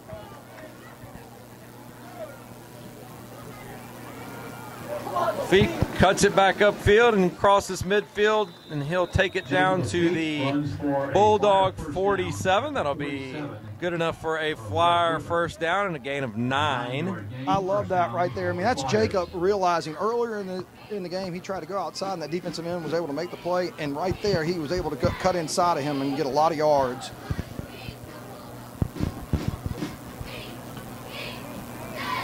Red River showed blitz and then backed out of it that time. They've been very active with their blitzes up the middle.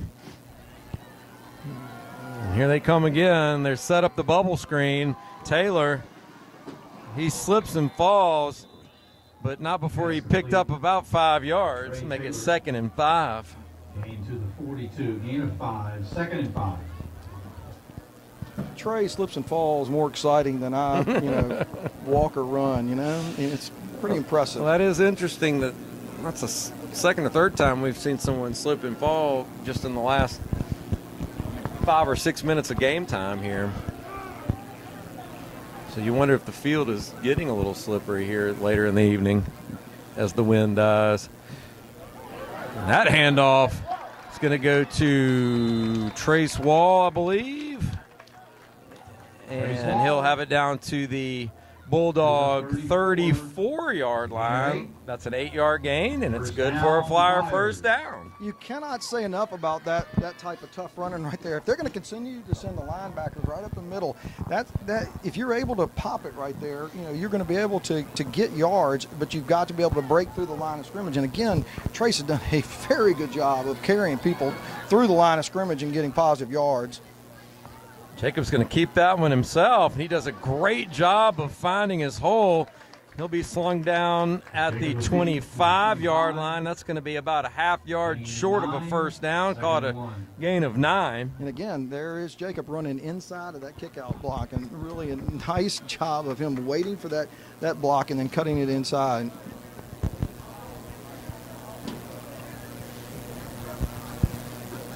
So far, John, the Flyer offense looks like they are up to the task coming out of halftime. They have been much more explosive here early in the second half. Feet patient, finds his hold, but he's going to actually lose maybe 1.5 yards right there. He'll be marked down at the 27-yard line, so make it 3rd and about 3 full yards, John. Yeah, I think that they were looking, it looked like he was looking for a pass right there, but all 3 of the receivers went deep. And so if he was actually looking to run that ball, that play really never had a chance.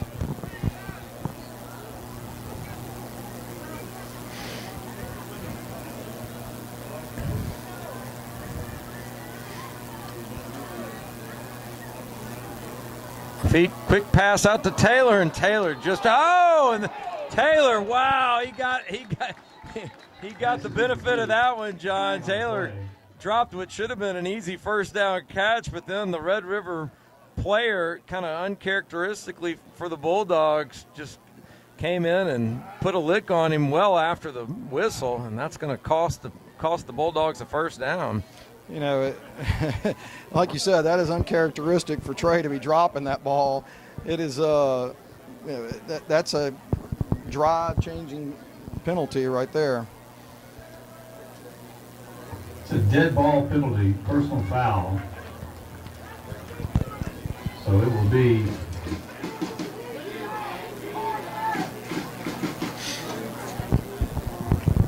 you could hear Coach Harper all the way across the sideline right there, voicing his displeasure with the official on that call. But as it is, it's now 1st and 10 Loyola from the Red River 17-yard line. 7 minutes, 16 seconds left here in the third quarter. Flyers trail it 28-21. Lafitte throws backwards to Taylor. Taylor makes one man miss, and he'll scatter up to the, looks like the 10-yard line. So that'll be a 7-yard gain, 8-yard gain, maybe 8. Let's call it 2nd and 2. Again, you can see what the Flyers are doing. They respect the defensive line. They respect the linebackers. They're trying to get that ball out quick. And right there, I mean, credit Trey Taylor. I mean, that he could easily been down for a loss right there, but he is just so hard to deal with in open space. Well, that's a dangerous play too. I mean, that was a backwards, as he said. You know, that was a run, technically. Wall's going to carry, no gain on the play.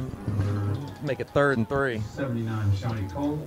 Yeah, that gap was really to the left. I mean, and so, you know, there was a hole there, but big number 79 was swallowing up the 3rd down and 3. interior of that defense.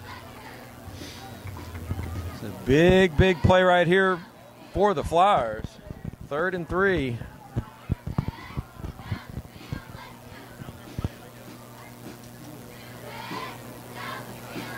Feet's going to throw, and that pass looked like it might have been tipped at the line of scrimmage, and it was, and that'll make it 4th and 3. So let's see what Coach Green thinks right here. Does he feel like he needs touchdowns, or will he settle for what should be a pretty easy Lafitte field goal? Field goal would cut the lead to 4. But at this point, Coach Green may feel like he needs to put 7 up there. This is interesting. And then he's taking right the full allotment of time, and it looks like they're signaling the play in like they're going to go for it, and they are. They might try to get them to jump because Jacob could certainly go another 5 yards on a kick. They are going to go for it. Feet complete the Wall. Wall is able to get down to about the 8, but I don't think it's going to be quite enough, John. It looks like it's going to be about half a yard shy. All depends on the spot, David. It is close. They're putting see, it right on that red where line. Do they spot it? No. Red River ball, official says. Wow. So they got 2. They needed 3. And the Flyers are going to turn it over on downs with 6:21 left here in the 3rd quarter, trailing 28-21. Ball go over on downs to Red River. I mean, that is incredible because that ball is saying that's at the 8. Well, they needed the 7.5. 1st and 10, Red River at the 8-yard line. The chain didn't even move.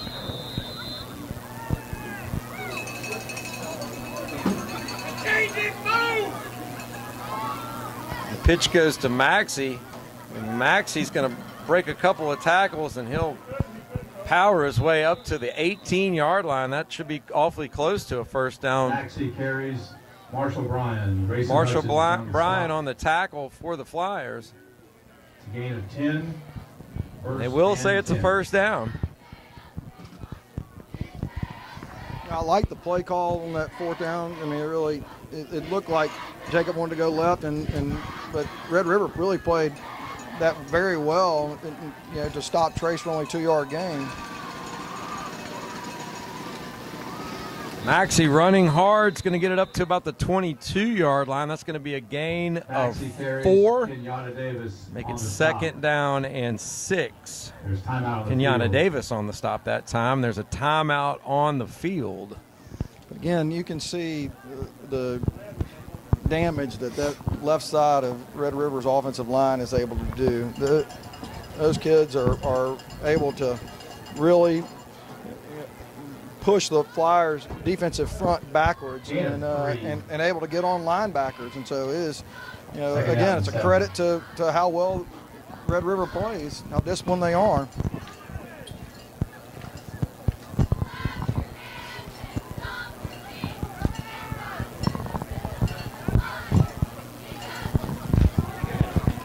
Maxey puts the ball on the floor, and I think the Flyers got it.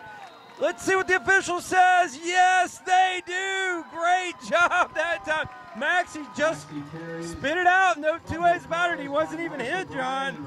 Looks like he just kind of lost control of the ball, and the Flyers were there to recover. I couldn't quite see who it was on the recovery. But the Flyers are going to have it 1st and 10 from the Bulldog 18-yard line. So there's the first really big break of the game so far for the Flyers. Let's see if they can cash it in. Not only a big break, I just want to I think that was Marshall Bryan, or it was, I'm not sure if it wasn't Jack Ebarb, one of the two of them. I think it was Marshall Bryan, came off that and made an outstanding play to cause that fumble. That was really a great job by the defensive side of the Flyer defense. Feet's going to roll right. He's got room, and he's got a blocker. Jacob Lafitte powers his way down to the 1-yard line, just lowered his head and powered his way through, and there's a flag on the very end. It looks like it's going to be a hold against the Flyers by one of the men downfield. It is. It's a hold either on Van Norman or Trey Taylor, because it was right there. They were both right there trying to set up a little alley for Jacob to get there with, but the hold is on the 2.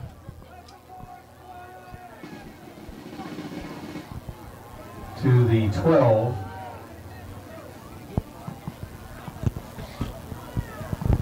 So after the penalty, First and 6.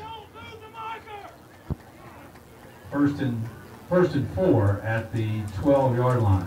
after the penalty, that'll make it 1st down and 4, as the penalty's measured by where it occurred, which was well beyond the 1st down at the time. So they bring it back, make it 1st and 4. So still a net positive of 6 yards right there. And Cooper DeFatta on the carry. DeFatta gets it down to about the 8-yard line. That's going to be awfully close to a 1st down. And we're going to get a, let's see, timeout. Are they going to measure? Nope. They're just going to say 1st down. That's about where yeah, close for the last one. Close for the last one was. So 1st and goal now for the Flyers after the 4-yard gain. At the 8. 4 minutes, 25 seconds left here in the 3rd quarter. Flyers trail it by a touchdown, 28-21.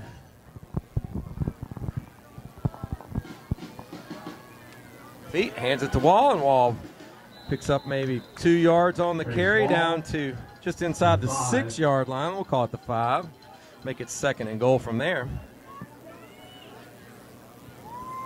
2nd and goal from the 5. Really, have to give a lot of credit to the Red River defensive front. That's number 75, Ashanti Cole. And, I mean, he has played a really remarkable game. That ball is run on the right-hand side. He's playing the left defensive tackle position. He was able to come over there and make that play on Trace. And Lafitte, ball over his head. He's able to get it back. And he may be able to scamper in. He will. Touchdown, Flyers! Jacob Lafitte, 5 yards for the Flyer. Touchdown. Did a great job that time fielding the errant snap. And it looked like that may have just caught the Red River defender off guard a little bit. And the broken play results in a touchdown. 3:25 left here in the 3rd quarter. And the Flyers have a chance to tie back up right here with a successful Lafitte extra point. Errant snap. You know how many times they had to work on that in practice to get that down?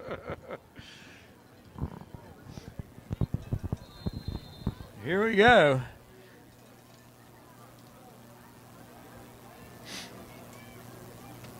Lafitte's kick is up. And it is good. So once again, we are tied here in the 3rd quarter. After a bit of a slow start offensively, the shootout that we kind of anticipated seems to be developing before our eyes, John. I just want to make a point on that last drive.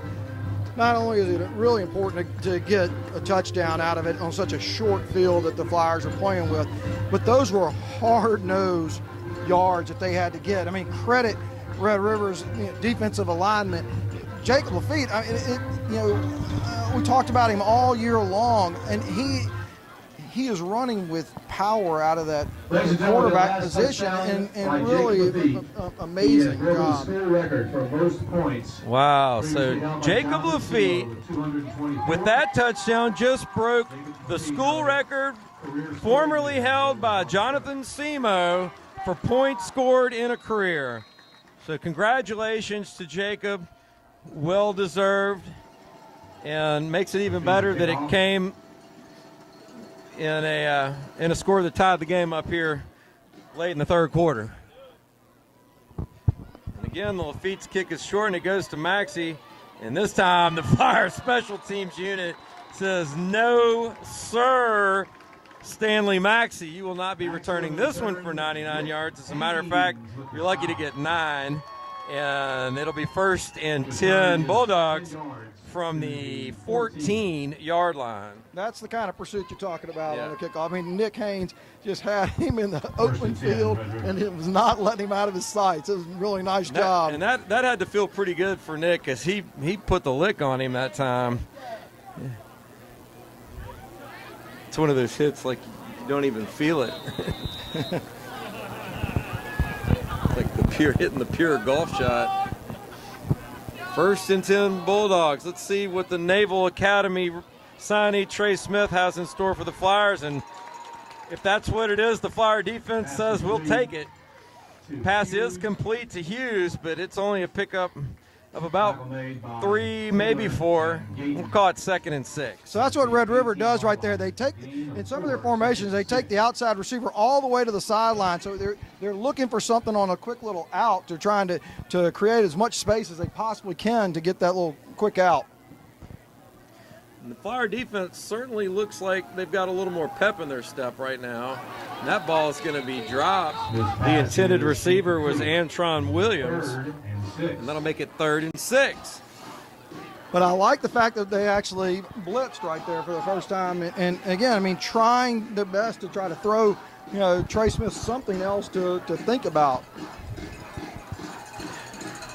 Really big play right here for the Flyer defense. Ball deep in Red River territory with a chance to get off the field.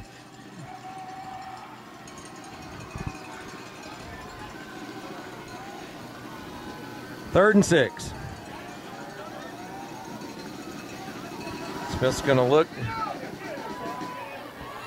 Again, the pass goes to Williams, and Williams will get a first down. He'll get it up to about the 26-yard line, so he needed 6, and he got 8. And that'll work if you're a Bulldog fan.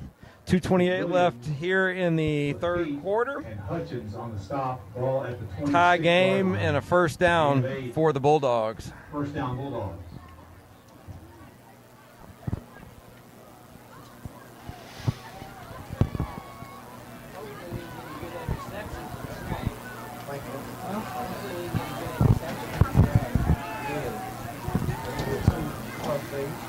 Again, the Flyers bring a little pressure, but it's blocked up really well.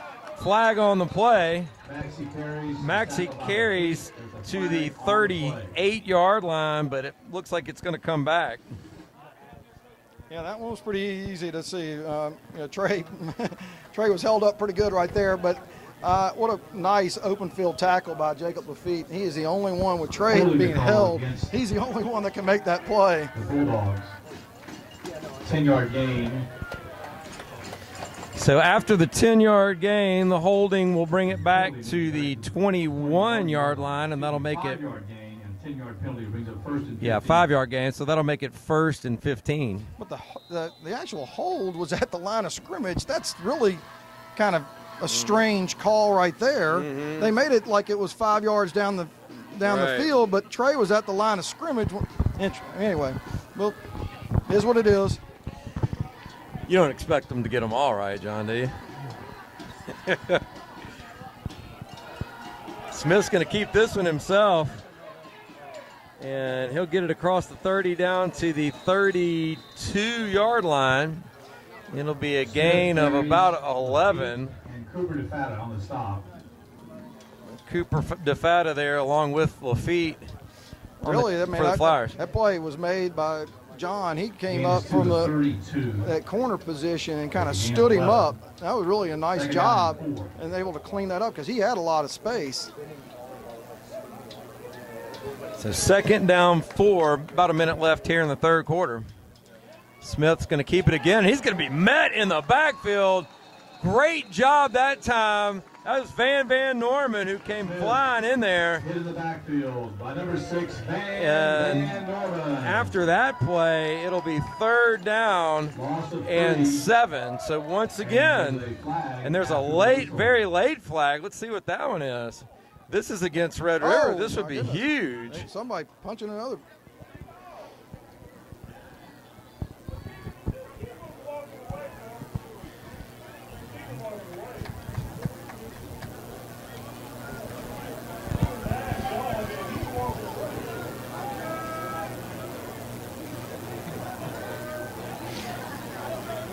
Everybody waiting with bated breath in the stadium to find out what the official is going to say here. It's like, yep, unsportsmanlike conduct against Red River. And that's going to mark it all the way back to the, let's see, I'll take it back to the 15-yard line. So that'll make it 3rd and 19. So, once again, the Flyer defense with a golden opportunity. Can they capitalize on it? They go a long way towards deciding who wins this game, John. Remember this play right here at the end of this one. 3rd and 21. It's going to officially be 3rd and 21. Red River needs the 36 for a first down. Smith's going to look to throw. He's going deep. He looks to his left, and it is overthrown. He wanted Devin McDonald that time, and McDonald just couldn't quite catch up to it. And for the very first time tonight, we're going to see the Bulldog punting unit come onto the field.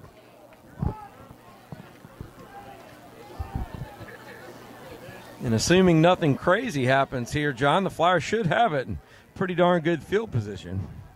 Yeah, again, because you hadn't seen the punting unit, you really need to be careful about, what they may try to do. Well, you can assume, I think Hogan has shown us he's a good kicker.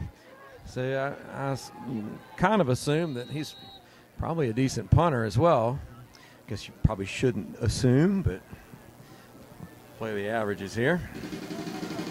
And he gets a decent little kickoff. Ball's going to take a Bulldog bounce, and Trey Taylor does the right thing and just gets away from it. Going to be down at the 47-yard line of the Flyers, which in point of fact is pretty good field position, and that's where Jacob Lafitte and the rest of the offense will come out and try to put some points on the board to take the lead for the first time tonight. I mean, you said it well. I mean, that the first time we've seen their punting unit, and because they've been able to really match up with the Flyers well. It took a penalty and really a very nice stop on Trey Smith in the open field to stop that drive. Really, you can't say enough about how big that stop was. Flyers ball at the 47-yard line. So here we go. Probably enough time to get one play off here with the wind at their back. It'd be interesting to see if they didn't take a shot here with the wind at their back. Van Norman goes in motion and just going to hand it off to Wall that time, and Wall is going to get a nice run across the 45 down to the 43, but there's a flag in the backfield, which is generally in the area of holding. It is, and I'm not Flyers. Not sure about that one. It looked like Jude kind of had a kick-out block right there, and the kid went around him. I did not. Anyway, it is what it is. Well, it was a nice play design and nice call. After a fairly uneventful first half, the officials seemed to have kind of begun to interject themselves with a little more passion here in the second half, John. But you know what? They've been very involved in a lot of what's happened here in the third quarter. But you know what? The interesting thing that you said about that. We'll be right back. You're watching Flyer football on LCP TV. How does your bank define local? At Home Federal, it means being here in Shreveport and Bossier since the doors opened in 1924. It means surviving and thriving alongside our customers through the good times and the bad. Since our beginning, Home Federal has been a part of Shreveport Bossier. Our roots are here. Our headquarters are here. Decisions are made here. That's how we define local. Home Federal Bank, a better way. Hi, I'm Dr. Scott Boniel with the Christus Cancer Treatment Center here in Shreveport and Bossier. I want to remind you that October is Breast Health Month. Did you know that 1 out of 8 women will develop breast cancer in their lifetime? But did you also know that if caught early, breast cancer is 98% curable? Please visit any of our local Christus facilities to have your mammogram today. So start of the fourth quarter. 1st and 18 now for the Flyers. Lafitte is able to escape what would have been a negative play, and he does a great job of turning that into a 9-yard gain. Jacob Lafitte proving to be very elusive right there, John. Well, not only elusive, he read the block beautifully and turned inside. I do want to go back to a second. You were talking about the officials right before the break, and you know, Art made a point at halftime about how chippy it was as on the sidelines and all the stuff that he was hearing. So I am glad that the officials are kind of taking charge of this. You certainly don't want this to devolve. So 2nd down and 11. Feet rolls right. He wanted to throw back, but tell you what, that was a tremendous defensive effort that time. But the Flyers, great job that time. Who's that? Was that Van Norman? Can't tell. Obscured by some other players all the way on the other sideline. I believe it's, I still can't tell. That was John Carmody. Hey, how about that? Proud daddy right here. John Carmody with some hard running right there all the way down to the 45-yard line of the Bulldogs. That's exactly right. He spun off it, and it was really hard running to get those extra 3 or 4 yards. I'm sorry I didn't get that earlier. You do a good job, my friend. Sometimes if my eye doctor was any better, I'd be able to see that. Here we go. Lafitte across the 40 down to the 37. Carries for a 1st down. I'm telling you what, that kid is something else. I mean, to take that run right there, he got flipped, and as he landed on the ground, he got hit as he was coming down, and he really took the shot of not only the ground but the defensive player. Really incredible job.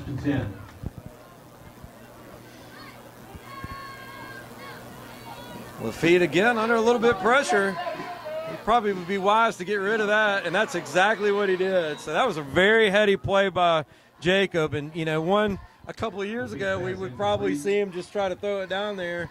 And that's the maturity, that's the growth in Jacob Lafitte we've seen over the last couple of years. And he saw that what he wanted wasn't there, and he just threw it away and lived to fight another day. But I'll tell you, right there, great athleticism on Jacob's part to extend it out. Trace Wall, a really nice block to get Jacob outside. I really like the effort that all of these kids are putting out. I mean, I know that they may have gotten screamed at it at halftime about effort, but I really like the way that they're fighting through this game.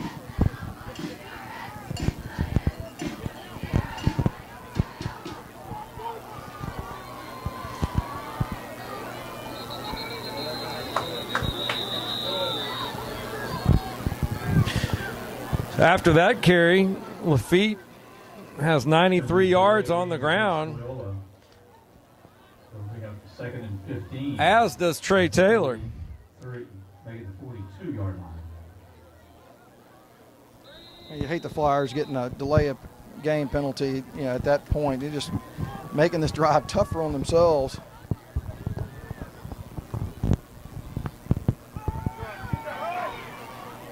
Feeds pass complete to Carmody. Carmody up to the 39, so he'll pick up 1 yard on the reception. Stopped on the play by Maxey. That'll make it Gain of 1. third down and 14. That's such a long screen. I mean, to throw that ball out there, the ball hangs so long. I mean, I'm not sure exactly if that's the way that play is supposed to be designed, or if Jacob kind of got chased right a little further than he usually should be for that throw. So let's see if the Flyers can convert a long third down here. Feet. He's going to throw. He's got a man open. Complete to Taylor. Taylor catches it down at the 20-yard line of the Bulldogs. Fantastic throw by Jacob Lafitte, kind of on his back foot, but was able to get enough on it to get it to Taylor. It's a 20-yard gain and a Flyer first down. I mean, not only a great throw, but I want to just talk about Trey Taylor's toughness right there. He just took on 2 tacklers and took a shot from the safety on the sideline and hopped back up like nothing had happened. I mean, he is a football player. And after trailing most of this game in total offense, the Flyers now have a 382 to 282 advantage in total yardage, John. So they flipped the script here in the third quarter and early fourth quarter, and the Flyer offense has looked pretty darn good. And that is exactly what we were talking about earlier, David. The will to fight, the will to continue to compete. I mean, that's what those yardage right there just show you that. I mean, it shows you how they came out after halftime to try to put themselves in a position to win this game. So 2nd and 6 after the wall carry.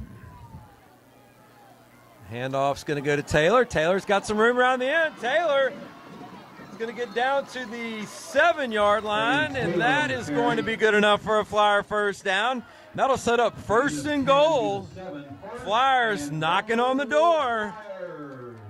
Tie game 28-28 with 8:09 left in the football game. Flyers quickly back to the line. Handoff to DeFata. DeFata down to the 5-yard line. 2-yard gain. Make it 2nd and goal from the 5. That was Trace Wall. Was that Wall? I'm sorry.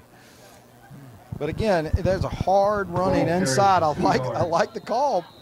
2nd and goal from the 5. And looks like we're going to get a timeout Red River by Jeff Harper in the Red River side.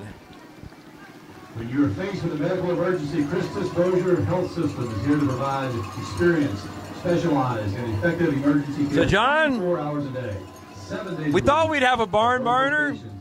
What? Not quite 45-45, but it's pretty good. It really is good, and I just keep going back to the same thing. We talked about senior night earlier. I mean, look at the effort that Jacob Lafitte is putting out. Look at the effort that Trey Taylor is putting out. Look at the effort that Corin Jackson, that Will Rayburn. How does your bank define local? Marshall Bryant. At Home Federal, Kenyatta it means Davis. being here in Shreveport and Bossier since the doors opened in 1924. There are not that many seniors in this class. It means surviving and thriving alongside our customers through the good times and the bad.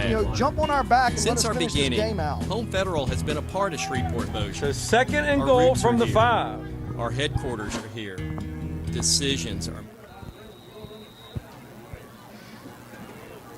Lafitte, another high snap. He scored last time that happened. Throws it to the back of the end zone, incomplete. He wanted Trey Taylor. Make it 3rd and goal from the 5. Yeah, the timing on that was off, from the high snap, and at that point, I think he may have been. I'm not sure if that was supposed to go to Van. Van Norman's kind of looking back at him like, was that supposed to be coming to me? And it probably was if the timing would have been right.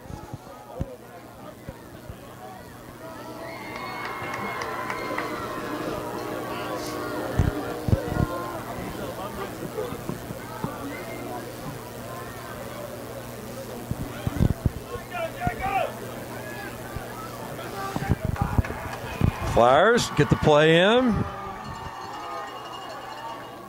Lafitte looks to Carmody. Oh, he was there, but wasn't able to hang on to it, and that'll bring up 4th and 5. And you would imagine the field goal opportunity coming up here for the Flyers as it would give them the lead, and that's what you're going to see.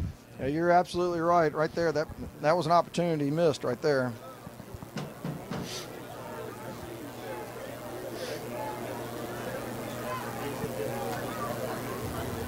Lafitte on for the field goal.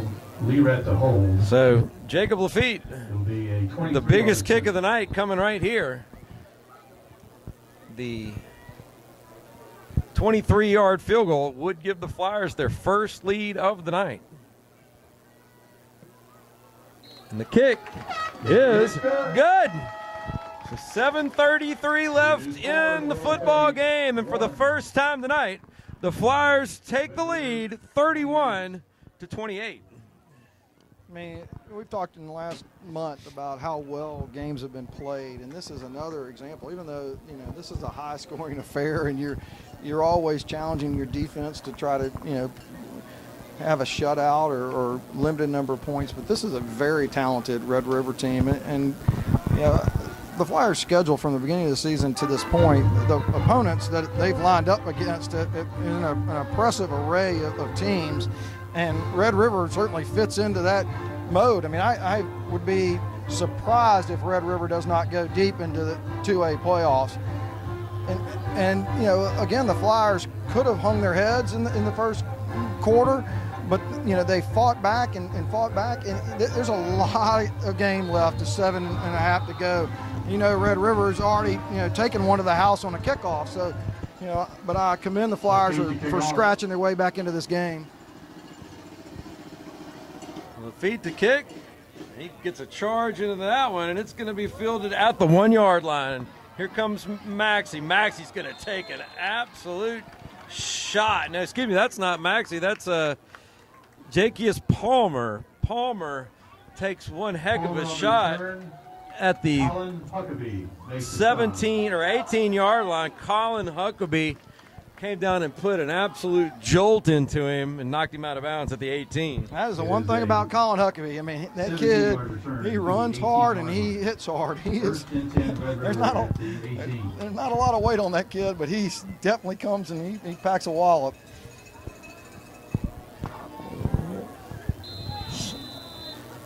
So 1st and 10 from the 18. Trey Smith. Hands off to Maxey. Maxey, who's played a really good game all night tonight, gets it up to the 23-yard line. That's a 5-yard gain and sets up 2nd and 5. Trey Taylor makes the stop. So again, the chess match. Here's Red River changing their offensive alignment, putting in all these down linemen. So what they're trying to do is they're trying to block it all down and get him to the edge. And so, you know, it's worked well for them.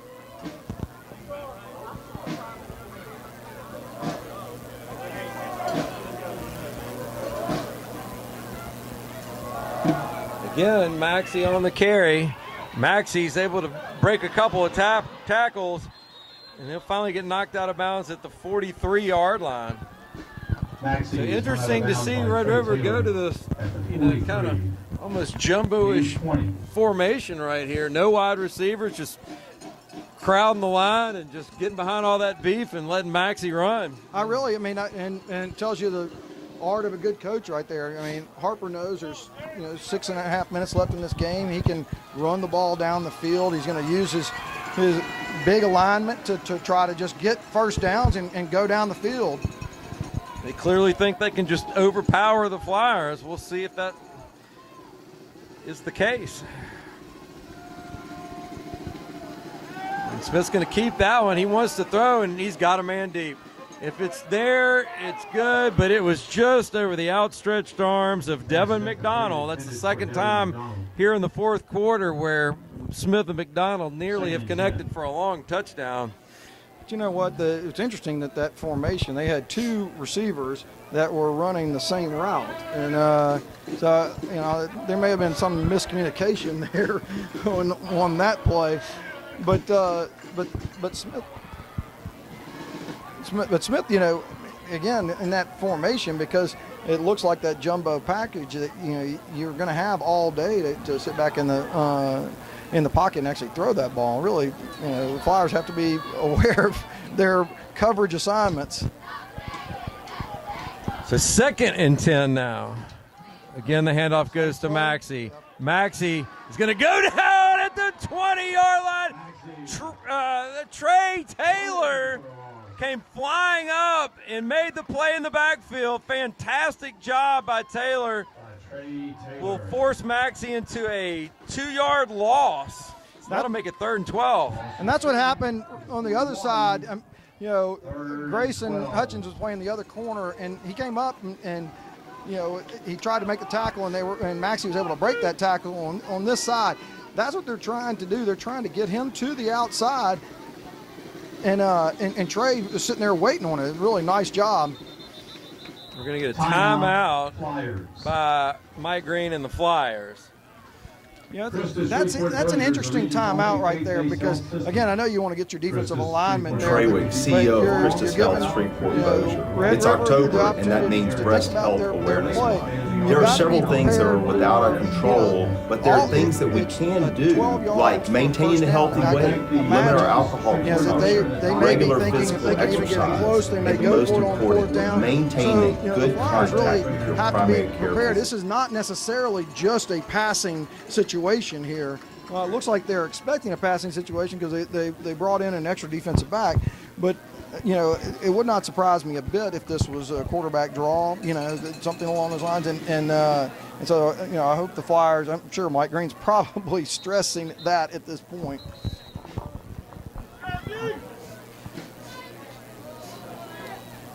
Well, Coach Green's certainly seen it all in his long and illustrious career.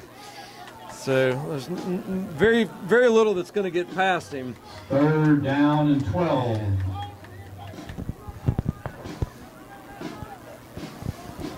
Again, you have a 6'5" receiver in isolation down here to the right. The Flyers are doing the right thing and doubling him. Bulldogs need the Flyer 47 for a first.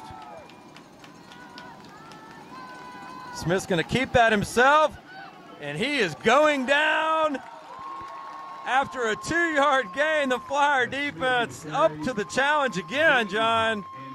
Clock runs with 5 minutes and 30 seconds left here in the football game, and the Bulldogs have a big decision to make right here. I mean, again, Kenyatta Davis. I mean, and what a great play. Jude Gayton, a really nice play to stop him there. This is a huge decision for Red River. Huge decision. I mean, 4th and 10's no gimme by any means, and they could theoretically get the ball back if they could force a 3 and out after a punt, but looks like they're going to keep the ball in their best players' hands.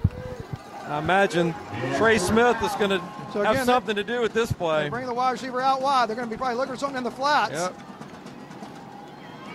Smith, here comes Van Norman. Ball's incomplete at the feet of Stanley Maxey. Flyer defense gets off the field, takes the ball. 1st and 10 on the Bulldog 43. Flag after the play. Let's see if that's against Loyola. My goodness. Looks like number 51 for the Bulldogs was down on the ground. I couldn't tell if a Flyer hit him or he was involved in something happened there after the whistle. I just didn't see it. And it looks like the officials are going to come over to Coach Green and explain what in the world just happened there. But I want to go back to that play for a second. They rushed Van Norman off the edge. What a fantastic job he did coming off of the edge in that play. And you could see that the coaches recognized. They brought the wide receiver almost to the sideline. And again, in that play, they're trying to create space for a quick out. And that is exactly where the Flyers were sitting there waiting on it. And we talked earlier in the game, John, the Flyers were going to have to kind of pick and choose some spots where they took some chances doing things like that. And, they've really done a great job at picking and choosing those spots. I mean, it's been darn near every time. So the foul is a dead ball foul. It's going to mark the Flyers back to the 42, but right now field position isn't nearly as important as churning some clock here if you're a Flyer fan. Matter of fact, giving them a few extra yards to have to pick up might not be the worst thing in the world. No doubt about that. And, again, this is one of those situations where You've asked your team to fight through everything, and this is either the fruits of your labor right here, where you're able to just, gut the ball down the field and pick up first downs. It's the ball game right here. This is, potentially the ball game. Simply put, the Flyers need to possess the ball for about 4.5 more minutes. First carry is a good start. That's going to be a 6-yard gain by Trace Wall up to the 48-yard line to make it 2nd and 4. Really a nice job by Jude Gayton there with a nice block, and Trace ran all the way on top of Jude and then kept pushing over the top of Jude's back. Interesting, I haven't noticed that the play clock once again is malfunctioning in the Flyer south end zone, which means that they're keeping the time on the field. We kind of went through this before a couple of games ago where the Flyers were trying to burn clock and possess the ball, and just makes it that much harder on the quarterback to do that when he can't look up and see the play clock. What a great run right by Trace Wall right there. He ran to the hole. People weren't moving, so he just pushed people aside and got what he could. That is the kind of running that you're going to need to finish this game out. So first down Flyers. 3 minutes, 54 seconds left here in the football game, and the Flyers understandably in absolutely no hurry to get a playoff here.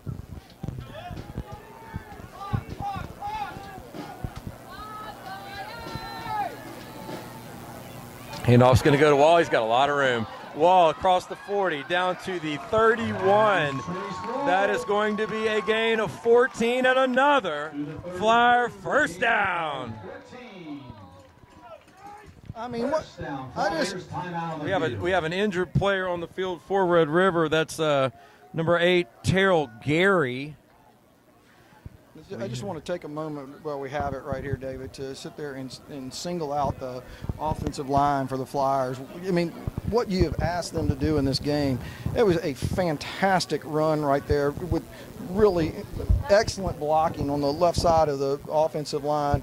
And I mean, credit Will Rayburn, Jack Ebar, Kate O'Neill, Corin Jackson. They have just been, and of course Andrew Fata has to play both ways. Andrew, not only has to play that defensive end position and try to be a tree in that defensive end position, but then he turns around and you're asking him to come out here and block and pull and trap and everything else. I mean, it is such a credit to these kids to rise to this occasion.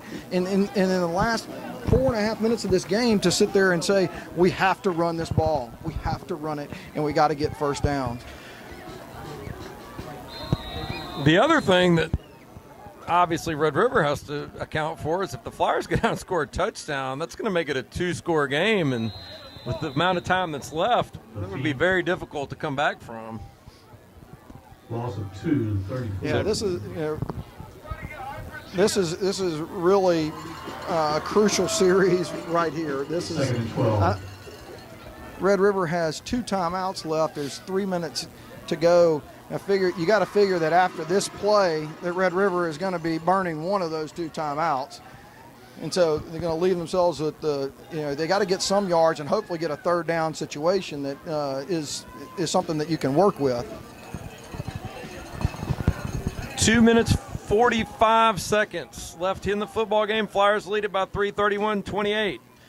They need a first down, and it looks like the handoff went to Wall, who got tripped up and his knee went down, and it's going to be a 2-yard loss, and there's your timeout by Red River with 2 minutes and 32 seconds left here in the football game. Yeah, it's a weird scenario here because you're at the 35-yard line. You've got a kicker who has this kind of range right there. If Trace hadn't slipped and put a knee down, he's probably getting 5 or 6, 7 yards and actually putting Jacob into a position to actually kick a field goal. Now, we hadn't seen Red River's kicker other than for extra points, but his extra points have looked pretty good. I was watching him at halftime. He came out and he pretty easily made one from about the 30-yard line. So he's got 40-yard range. It looked like that was about his range just by watching where the ball's going on his extra points. But that's this is critical right here because you're about to get another timeout off of this play, and then you're going to have to figure out what you want to do on fourth down if you don't get a first down right here. So will the Flyers put it in the air right here, John? No. Wall's going to keep it. Wall's got a nice run down to the 27-yard line. He is going to be about 4 yards shy of a first down, but he does put him back in field goal range. And that's going to be the last timeout for Red River. That play, David, was made by that defensive tackle, Ashante Cole, again on the backside defensive tackle coming all the way across to make that play. And really an exceptional defensive play by the Red River defensive lineman. So here's the interesting thing going on in the Loyola huddle with Coach Green right now. I mean, the Flyers have two choices here. They can try to kick a field goal, go up 6. We've talked about that Red River actually has a kicker, so in theory, you got to, a test for the fact that they could go down and kick a field goal and tie this thing up. But you get a first down here, the game's over. Yeah, more or less. They have no more timeouts. What do you do? And then you did exactly what you said, Dave. They're going to put the game in the hands of their offense. We're going to try to win it right here. They need 4 yards. Handoff to Trey Taylor. Trey Taylor, isn't going to make it. So they put the ball in their speediest man's hand, but he just couldn't quite get the edge. Turnover on downs for the Flyers, and Red River's going to have it 1st and 10 from their own 31 with 2 minutes, 16 seconds left and no timeouts, trailing by 3. I really don't have any problem with that call in a general sense. Yes, I think Jacob might have been able to, have a chance at a field goal, but you just put the game in the hands of your two best players. They're making a read off of Jacob and they're making a read off of Trey. And so, you really cannot fault the Flyers' play selection on that at all. Hey, well, you've got all the momentum, right? I mean, that's a momentum play. You got the momentum. You're at home. All right. Does the Flyer defense have another stop? And it looks like they're going to get a penalty to start right here. Yep. They broke the huddle with 12 players. Yeah. The illegal substitution's the call. That'll back them up. Flyer student section doing a nice job of getting loud here at crunch time. Well, if there was ever a time to get excited, this is the time, and the whole stadium should be abuzz at this point.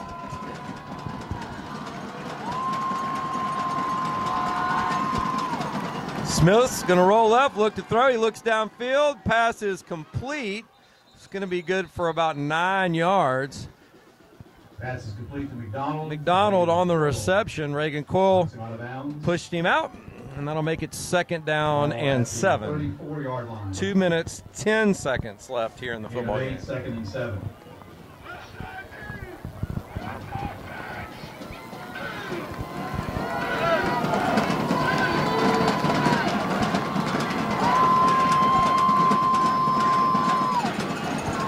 Smith runs right, and he'll get knocked out of bounds at the 36-yard line by Coyle.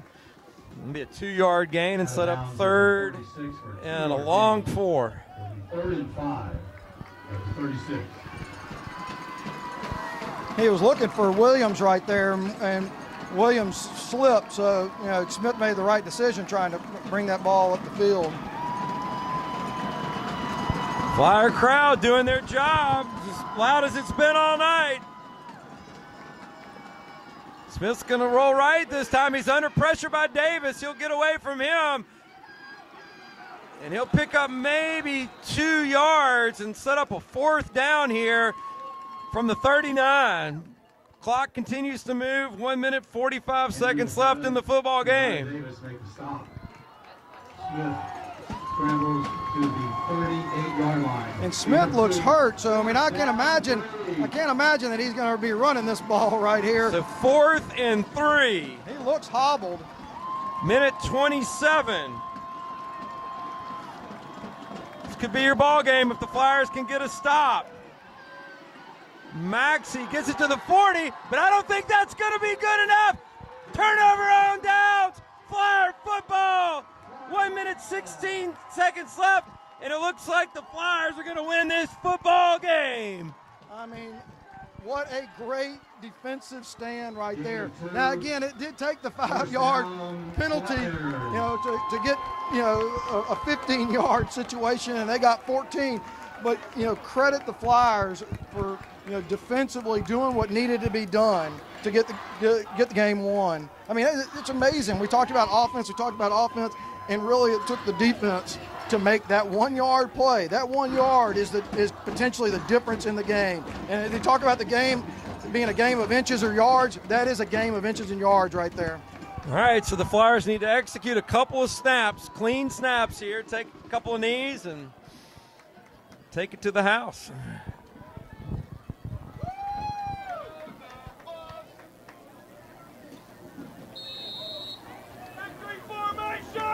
Lafitte takes it. There's one. Look, this is really something to be proud of. This is a heck of a win. We've talked about this against some really good teams this year. This is a very good Red River team. And I mean to tell you, to get down in this game, to know that you're going up against a college-level quarterback who has a dual threat capability, and to not only schematically do it, but to execute is really impressive. Very impressive, John. I mean, and this is the kind of win that can propel a team a long way in the playoffs, because I promise you, coming off the field tonight, everybody on that sideline for the Flyers is going to know that they're in any game that they play. That is the exactly right thing to say, David. I mean, this is one of those things you're always checking yourself. How good are we? How good are we? How good are we? You beat a very good Red River team, and it was close. It was everything that you would expect, but when it push came to shove, you did what you needed to do to win this game.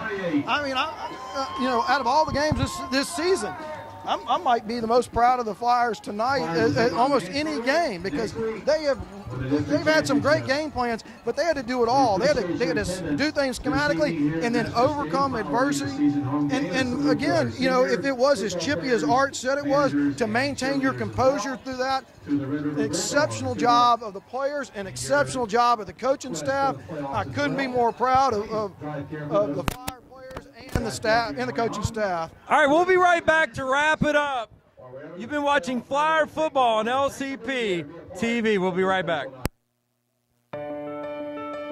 Hello, I'm Steen Trawick, CEO of Christus Health Shreveport Bossier. It's October, and that means Breast Health Awareness Month. There are several things that are without our control, but there are things that we can do, like maintaining a healthy weight, limit our alcohol consumption, regular physical exercise, and the most important, maintaining good contact with your primary care physician. Remember, the earlier breast cancer is detected, the better our chance of fighting it. How does your bank define local? At Home Federal, it means being here in Shreveport and Bossier since the doors opened in 1924. It means surviving and thriving alongside our customers through the good times and the bad. Since our beginning, Home Federal has been a part of Shreveport Bossier. Our roots are here. Our headquarters are here. Decisions are made here. That's how we define local. Home Federal Bank, a better way.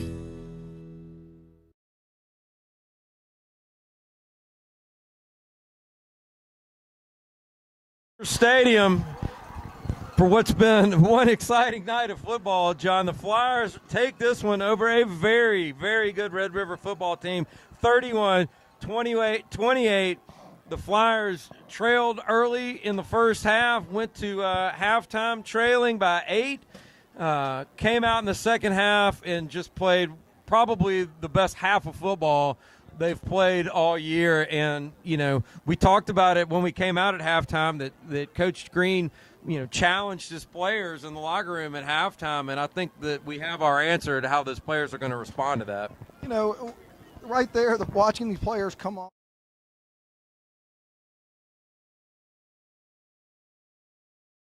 Fans as they're coming off the field, you could sense that everybody understood how big this game was. I mean, the players are in celebration with the fans. I think that everybody appreciates, what a quality win this was, and what the Flyers had to do to overcome this. And you go back to the what we talked about earlier. This being senior night, the last home regular season game for those seniors, and to put it together and go out as a winner in your last home game.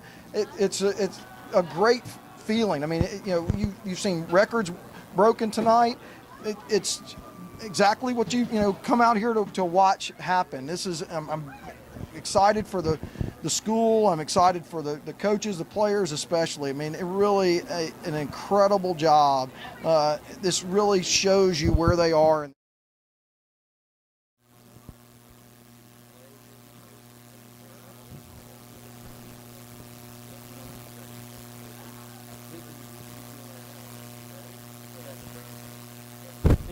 David, you can see the assistant coach is still, in celebration. Everybody understands how big this was, and I just, I couldn't be more excited for the school. Well, I'll tell you another thing, John. The way that they hung in there and came back, I promise you, that will come into play at some point during the remainder of the season. Might come into play next week against Mansfield, and what's going to be a game that'll likely decide the district. I don't know how Mansfield ended up tonight, but they came in tonight. Neither team had a district loss, so there's a pretty good chance that next week's game at Mansfield will be for the district championship. Coming into that game with this kind of momentum, I mean, you couldn't ask for a better scenario. And then you have the playoffs, and look, the Flyers were the fourth rated team in the power rankings in Division II, which is pretty, lofty. It was a pretty lofty place to be. I don't know that we've ever been that high before. We may have, but I just don't recall. This is the type of win, like I said earlier, that can go a long way over the rest of the season when you're trying to accomplish loftier goals. The season 4 or 5 years ago where we went in, I think we were 9-1, and it was, I know that they were highly ranked in the power ranking then, but I think since that season, this is as high as we have gotten. And like you said, you sit there and you look at the power ranking and you say, okay, are you worthy of that ranking? And tonight shows you they are absolutely worthy of that ranking. Sterlington is a very good team to, and of course they're undefeated. So Loyola got quality points from that loss. Huntington keeps winning, even though the Flyers lost to them. So, they, again, another quality loss. And then you take on top of that, and they've beaten Logansport as a quality win. They've beaten now Red River, that's going to be highly ranked in the 2A classification, another quality win. They are really showing themselves. I think that Mike Green knew it. I think he knew that if they bought into it, they would eventually get to this point where they knew that they were a good team, and it's happening at the right time of the season. You want this to be happening as you're going into the playoffs. All right, a couple of quick stats to throw at you. Jacob Lafitte, senior night, 90 yards rushing, 186 yards passing. The Flyers with 453 yards of total offense, 267 on the ground, 186 in the air. A lot of that in the second half when they needed to get it done. So Flyers, big win tonight here at Mesmer. This is the last regular season home game for the Flyers. Next time they take the field will be next Friday night at Mansfield, like we said a minute ago, where the District 1-3A championship will likely be on the line. And then the next time you get us back here on LCP TV will likely be a first-round Division II playoff matchup, and if we're lucky, maybe we'll get a couple of those to bring to you. So keep your fingers crossed on that. So thank you for being with us tonight. We've enjoyed bringing this fantastic football game to you. My name's David Winkler. John Carmody here at my right. Art Carmody down on the field. Thanks to all the great guys here and gals with the Loyola Media Arts Department, LCP TV. They do a great job, and we all enjoy bringing this to you. Thanks again. Everybody have a great night, and we'll see you on LCP TV in a couple of weeks.